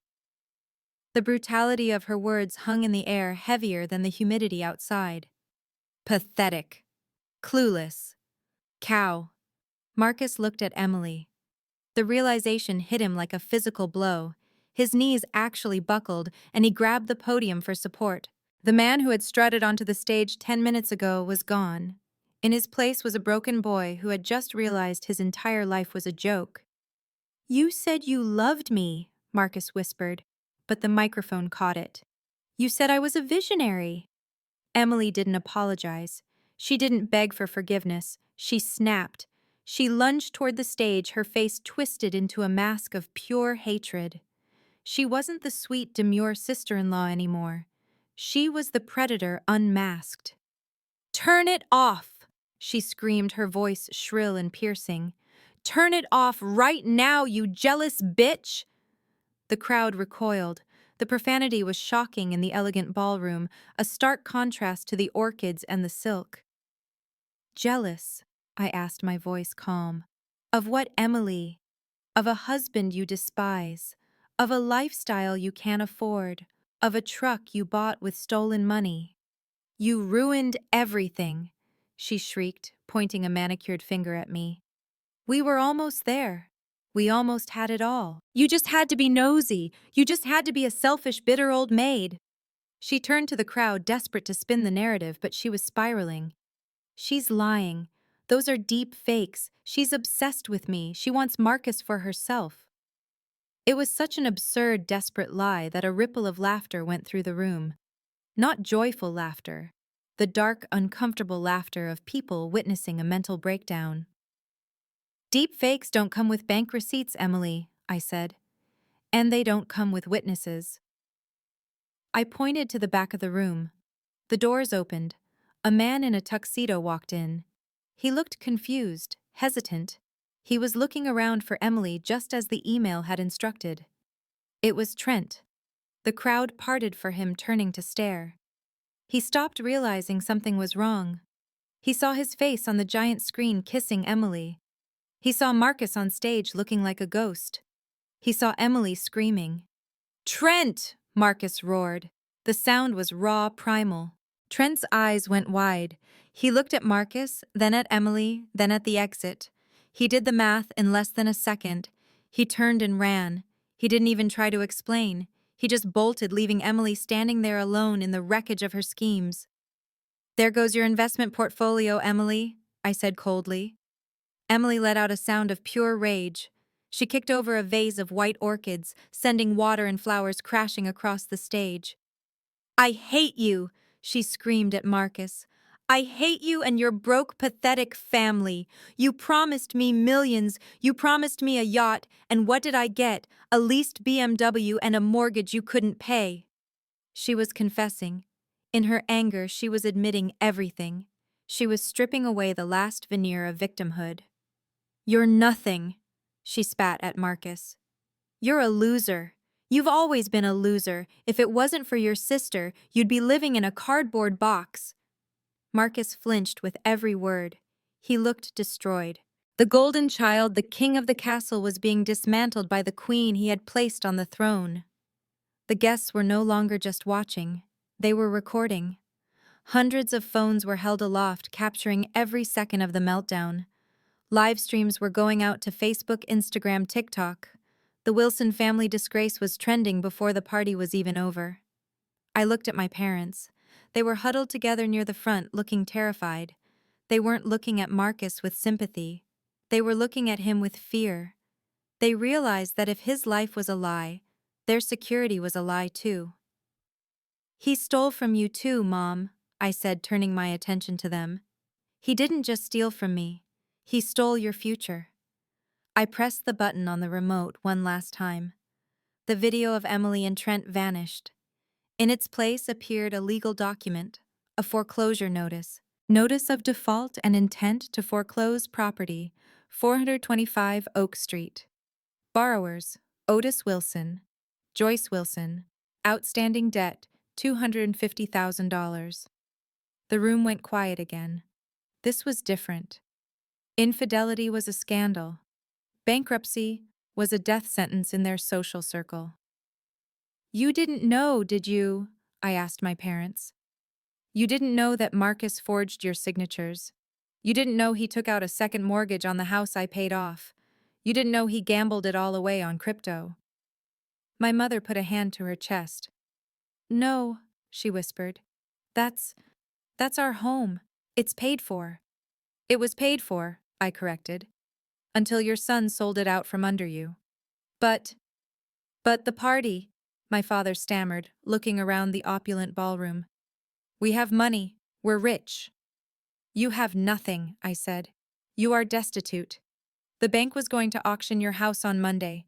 You were going to come home from this party to an eviction notice." The color drained from Otis's face. He looked at Marcus. "Son, tell me she's lying. Tell me you didn't." Marcus couldn't speak. He just hung his head. "He did," I said. "But don't worry. I fixed it." Hope flared in my mother's eyes. "You paid it. Oh, Nia. Thank God I knew you would."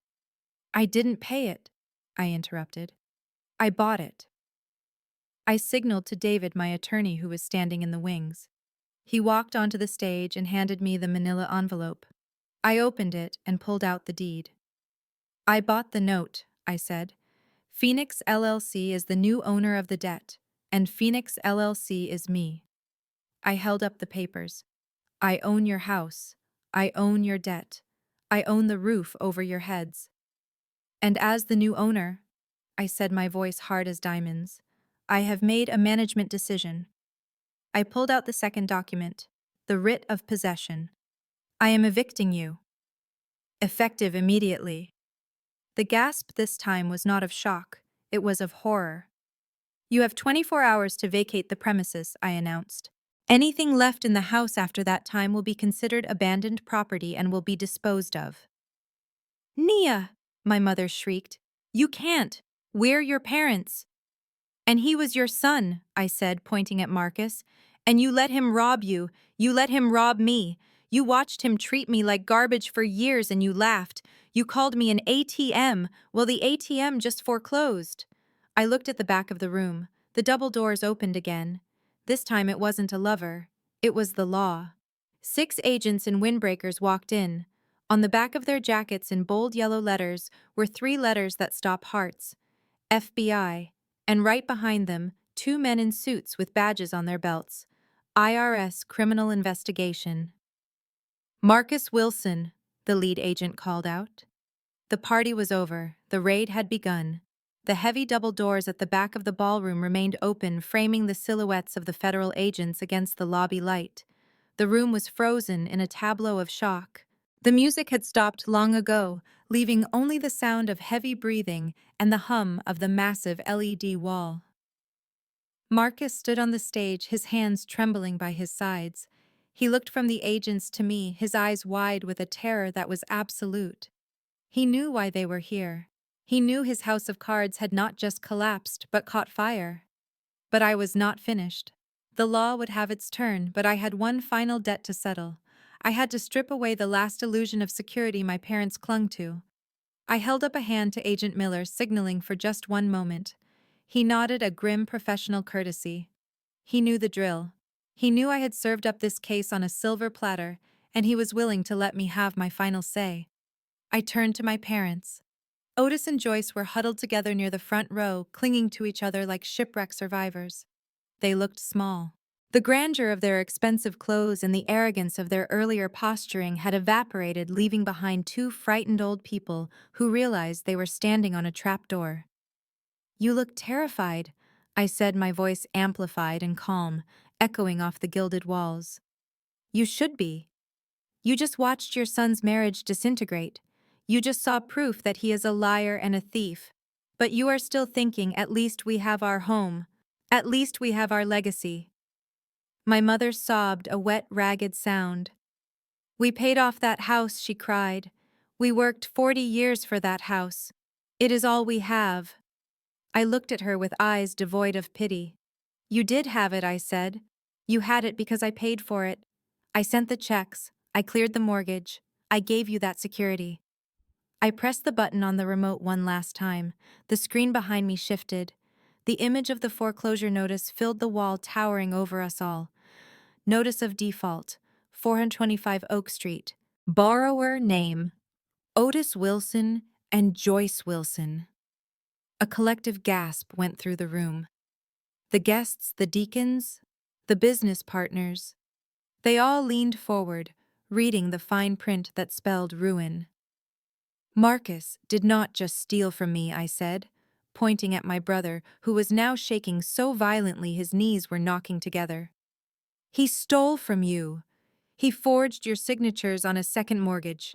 He took the equity out of your home, $250,000, and he gambled it all away on cryptocurrency markets in Cyprus. Otis staggered back as if I had hit him. He looked at the screen, then at Marcus. Son, he croaked. Tell me she is lying. Tell me you did not sell our house. Marcus opened his mouth, but no sound came out. He was drowning. He lost it all, I continued relentlessly. Every penny. And because he could not pay it back, the lender foreclosed. The auction was scheduled for Monday morning. You were going to wake up in 2 days with a sheriff on your doorstep throwing your furniture onto the lawn. My mother screamed. It was a sound of pure devastation. She collapsed into a chair, her gold sequined dress billowing around her like a deflated parachute. No, she wailed. Not my house, not my home. It is gone, Mom, I said. The bank took it. Marcus gave it to them. But then I stepped closer to the edge of the stage. But I have good news, I said. The auction is canceled. Hope flared in Otis's eyes. A desperate, pathetic flame. You paid it, he breathed. You saved us. I knew it. I knew you would fix it, Naya. You are a good daughter. I laughed. It was a short, sharp bark. I did not pay it off. Dad, I said, I bought the debt. I signaled to David, my attorney, who was standing in the wings. He walked onto the stage carrying the thick file we had prepared. He handed it to me. I held the deed up to the light. I bought the note from the lender, I explained. I own the mortgage. I own the lien. Which means, legally speaking, Phoenix LLC owns 425 Oak Street. I paused, letting the reality sink in. And Phoenix LLC is me. I own your house. I own the roof over your heads. I own the floorboards you walk on. I own the bed you sleep in. Otis looked at me with a mixture of confusion and relief. So it stays in the family, he said, a nervous smile wavering on his lips. That is good. That is smart business, Nia. We can work out a payment plan. We can pay you rent. Rent, I repeated, tasting the word. I opened the file again and pulled out the second document. It was stamped with the seal of the Fulton County Magistrate Court. I am afraid you misunderstood the nature of this transaction, I said. I am not a landlord looking for tenants. I am an investor liquidating a toxic asset. I held up the paper. This is a writ of possession, I announced, my voice ringing out like a gavel.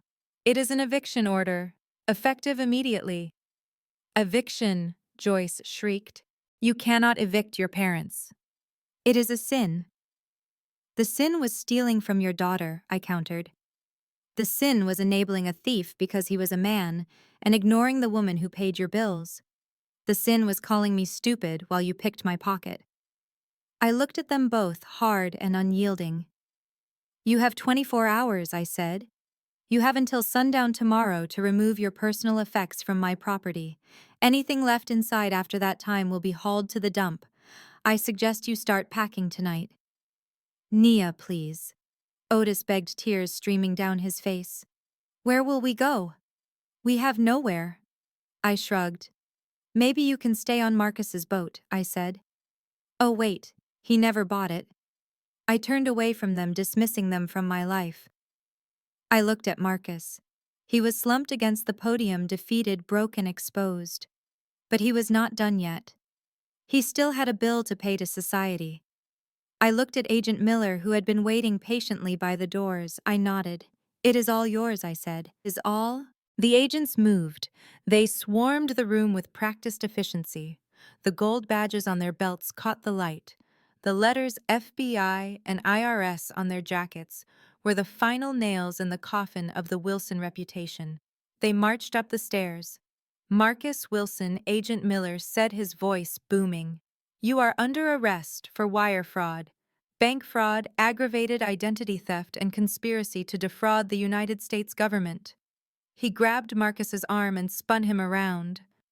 The click of the handcuffs was the loudest sound in the room. Identity theft, Otis stammered, watching his son get cuffed. What are you talking about? I answered for the agent.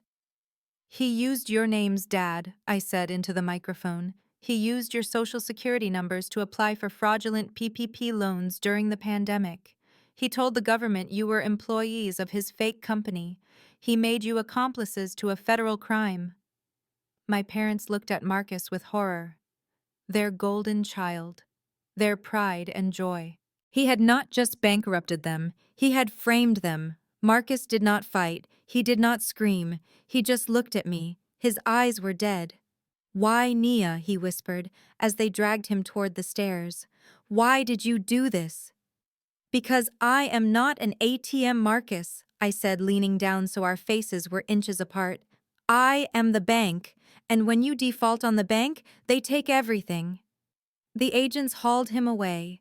They marched him down the center aisle, past the stunned guests, past the weeping mother, past the horrified pastor. The camera flashes from the guests' phones went off like fireworks. This was the red carpet moment Emily had wanted. This was the spectacle Marcus had craved. They were famous now. They were infamous. I stood alone on the stage in my red suit. The screen behind me went black. The show was over. The debt was collected. I looked at the room. Thank you all for coming, I said. Please drive safe. Then I turned and walked off the stage, leaving my family in the ruins of their own making. The ballroom emptied with the speed of a building on fire. There was no polite mingling. There were no goodbyes. The guests scrambled for the exits, as if the Wilson name had suddenly become a contagious disease. I watched from the stage as the pillars of the Atlanta black elite turned their backs on my parents. Pastor Davies, who had eaten at their table for 20 years, walked past my father without even making eye contact. He was already texting, presumably doing damage control for his own reputation by disassociating from the fraudsters. The business associates my father had tried so hard to impress were shaking their heads, muttering about due diligence and criminal liability. The Buckhead Bettys who had been drinking my champagne 5 minutes ago were now huddling by the coat check, eagerly sharing the videos they had just taken. The Wilson legacy, which my father had spent a lifetime fabricating, was destroyed in less than an hour. The social capital they valued more than their own children had evaporated. The waiters began clearing the tables. They moved efficiently, sweeping away the half-eaten lobster bisque and the untouched fillets. The clatter of silverware against china sounded like gunshots in the sudden quiet. The party was over. The bill had come due. Marcus stood near the exit, surrounded by federal agents. He was weeping. It was a pathetic, wet sound. He was looking around the room, searching for a savior, searching for a loophole, but there were none. Then Emily moved. She had been standing near the stage, frozen in shock, but self-preservation had kicked in. She walked toward Marcus. Her face was not filled with concern. It was twisted with disgust. She looked at him the way one looks at something stepped in on the sidewalk. Marcus looked up, hope flaring in his eyes. "Emily, babe, call my lawyer. Tell them it is a mistake." Emily laughed. It was a harsh, brittle sound that echoed off the high ceilings. "Your lawyer," she spat. "With what money, Marcus? You do not have a lawyer. You do not have a company. You do not have a house. You are nothing." She reached for her left hand. She struggled for a moment, pulling at the ring finger. The diamond, I knew for a fact, was a cubic zirconia set in gold-plated silver, came loose. She threw it. It hit Marcus in the cheek, leaving a small red mark before bouncing onto the carpet. "I am not doing this," she hissed. "I did not sign up to be a prison wife. I am not going to visit you through a glass wall and put money on your commissary books. We are done."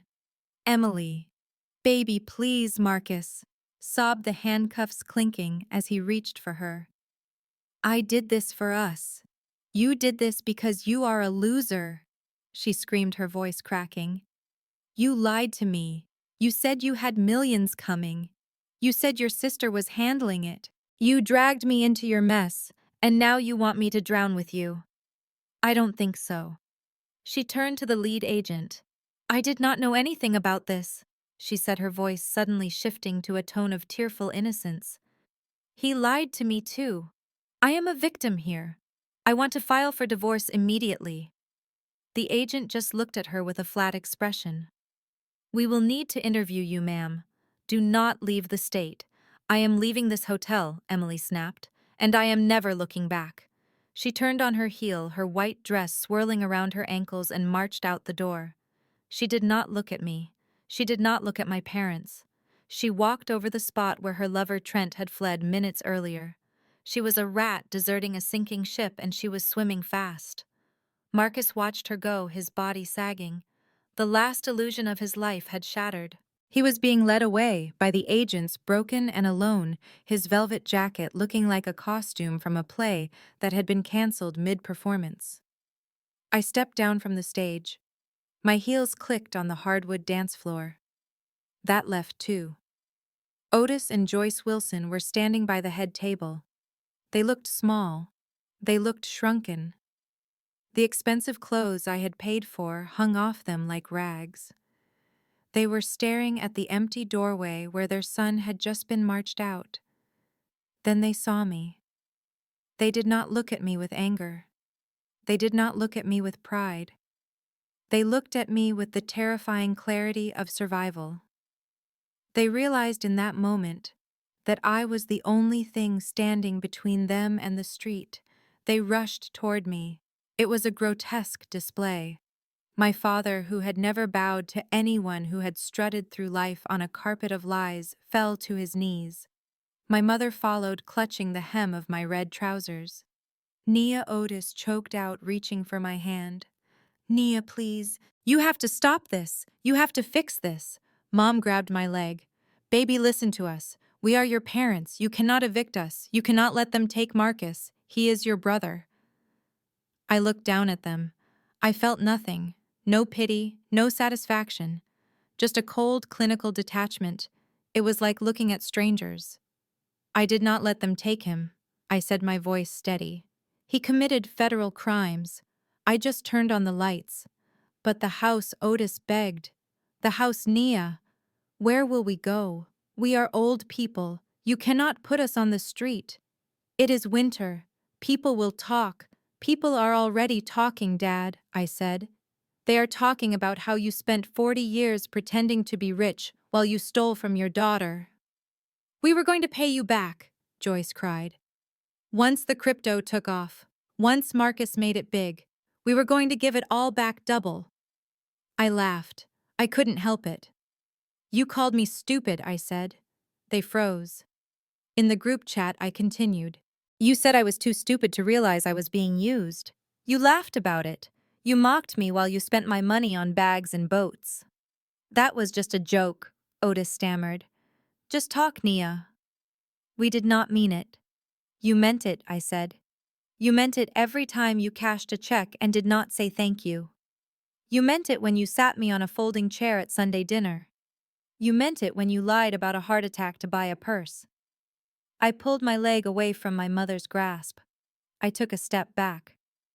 You thought I was stupid because I was generous, I said, looking down at my father. You mistook loyalty for ignorance. But I am not stupid, Dad. I am the smartest person in this room. I am the one who owns the debt. I am the one who holds the deed. Nia, have mercy, Joyce wailed. Jesus tells us to forgive. Jesus also flipped the tables in the temple when he saw thieves, I replied. I checked my watch. The eviction notice gives you 24 hours, I said. But since I am feeling generous, I will give you a tip. The moving trucks charge extra on Sundays. You better start packing tonight. Nia, wait. Otis tried to stand, reaching for me again. We can work this out. I can work. I can pay rent. Just give us a chance. I looked him in the eye. Why would you ask a fool for money, Dad? I asked, my voice soft and lethal. If I am too stupid to realize I am being used, why would you want to live in my house? You should go live with Marcus. Oh wait, he is in federal custody. I turned my back on them. I walked toward the exit. Behind me, I heard my mother sobbing into the carpet. I heard my father cursing. I heard the wreckage of a family that had destroyed itself from the inside out. I walked past the empty tables. I walked past the white orchids that were already starting to wilt. I walked past the security guards who nodded at me with respect. I walked out of the St. Regis and into the cool night air. The valet was waiting with my rental car. I handed him the ticket. I did not look back at the hotel. I did not look back at the ballroom. I drove away, leaving them in the ruins they had built. I was going home to my penthouse. I was going to pour a glass of wine. And I was going to sleep for the first time in years without the weight of their greed on my chest. The ATM was closed. The bank was closed. And Nia Wilson was finally free. 3 months later, the gavel came down on Marcus Wilson's life, with a finality that echoed through the federal courtroom. The trial had been swift.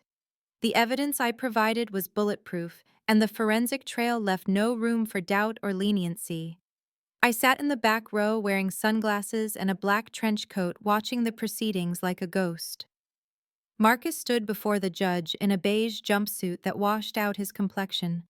His hair was unkempt. He had lost 20 pounds. The swagger of the tech visionary was gone, replaced by the trembling posture of a man who knew he was about to lose everything.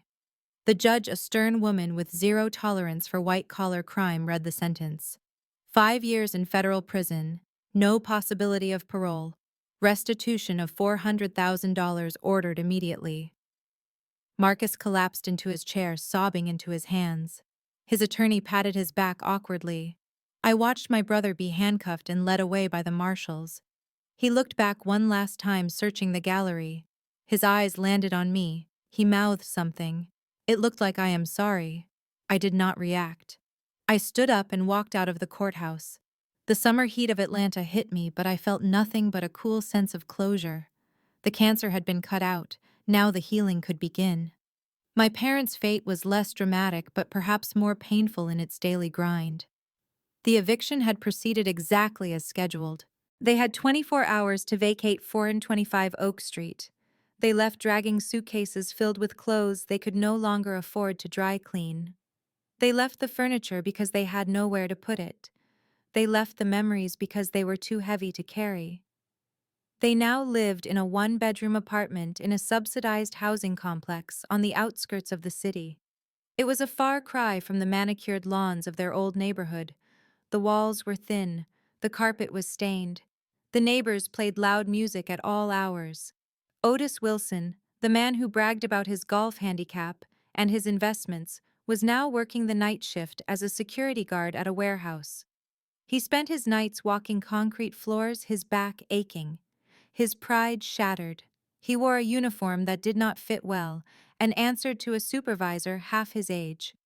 Joyce Wilson, the woman who spent her days lunching and judging others, was now working part-time at a dry cleaner's. She spent her days tagging other people's expensive clothes, breathing in chemical fumes, her hands raw and chapped. The bridge club had expelled her.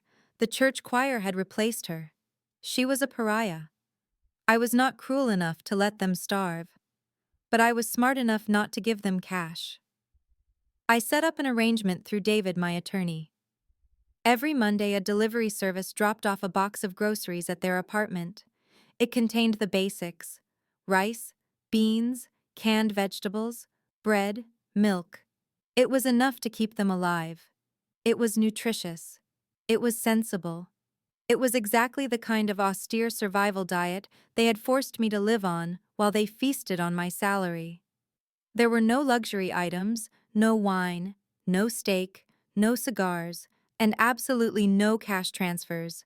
David handled all communication. When my mother tried to call his office begging to speak to me, he politely informed her that Ms. Wilson was unavailable and that any harassment would result in the termination of the food delivery service. They stopped calling after that. They realized that the leash was short and I was holding the handle. I visited the house on Oak Street one last time. It was empty now. The staging furniture had been removed. The walls were bare. It echoed with the silence of a tomb. I walked through the rooms. I stood in the dining room where I had sat on the folding chair. I stood in the living room where Marcus had pitched his scam. I stood in the kitchen where my mother had cooked meals I was not allowed to eat. I felt nothing, no nostalgia, no sadness. It was just a structure of wood and brick. It was an asset, and like any toxic asset, it needed to be liquidated. I listed the house the next day. The market was hot. It sold in 3 days for $50,000 over the asking price. The proceeds from the sale covered my legal fees, the cost of the gala, and the money Marcus had stolen from me. I recouped every cent. I even made a small profit. I took that profit and I reinvested it. Not in Atlanta, not in my family. I invested it in myself. I sat in my office overlooking the city, my team bustling around me packing boxes. The lease on the penthouse was up. The lease on the office was up. I was done with Atlanta. The city was too small, too full of ghosts. Every street corner reminded me of a betrayal. Every restaurant reminded me of a meal where I picked up the check. I picked up my phone. I went to the settings menu. I selected change number. I confirmed the selection. The old number, the one my mother had used to summon me like a servant, the one Marcus had used to beg for money, was gone. Disconnected. Erased. My new number was unlisted. Only Sarah and my most trusted clients had it. Sarah walked in holding a tablet. "The movers are ready for the final load, Ms. Wilson. The flight is scheduled for tonight.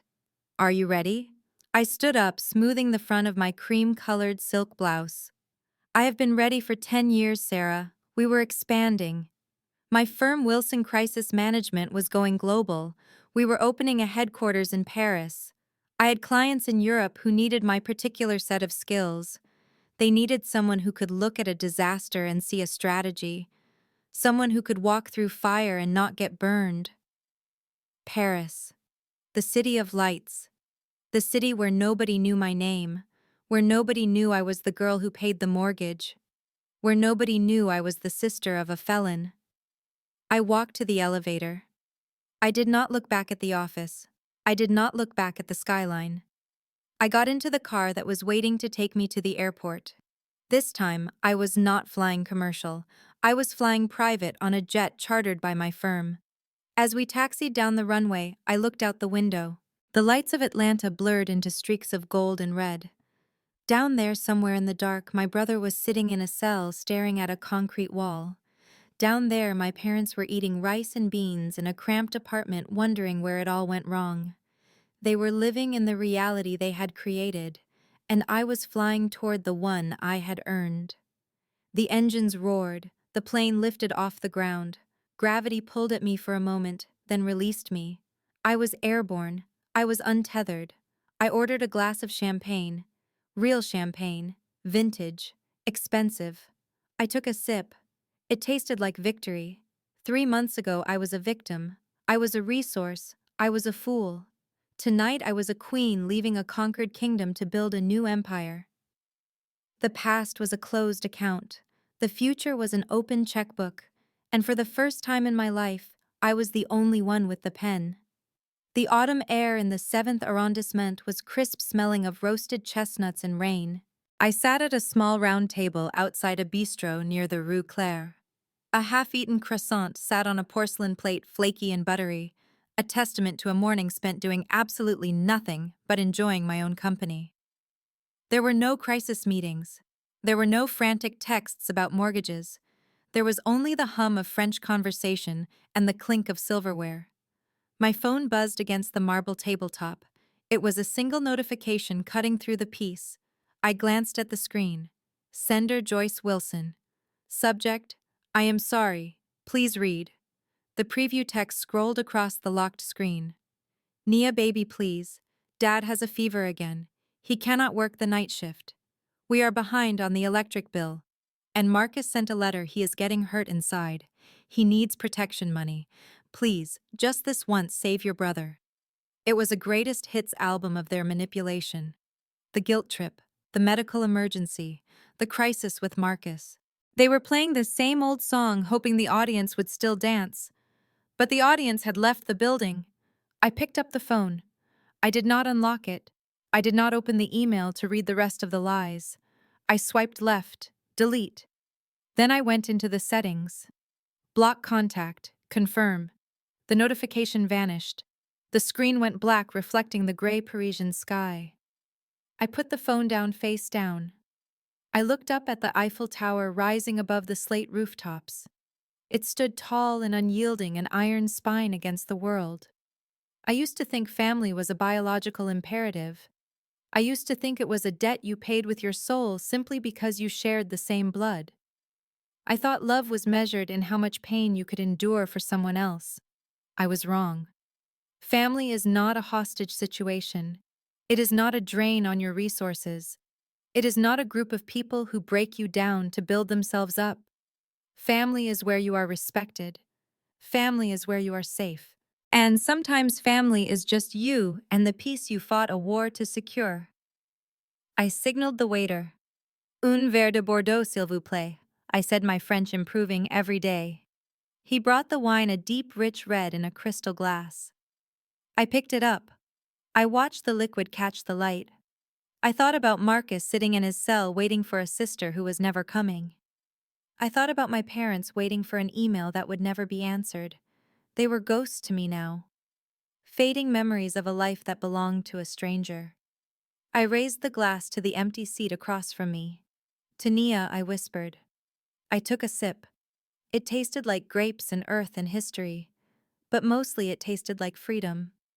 I leaned back in my chair and watched the world go by, finally living in it. The most profound lesson from Nia's story is that family is not a license for exploitation. We often cling to toxic relationships out of guilt or duty, confusing being used with being loved. Nia's journey demonstrates that self-worth must come before self-sacrifice. It teaches us that setting firm boundaries, even with parents or siblings, is not an act of cruelty, but of self-preservation. You cannot save people who are determined to destroy themselves, and you certainly shouldn't set yourself on fire to keep them warm.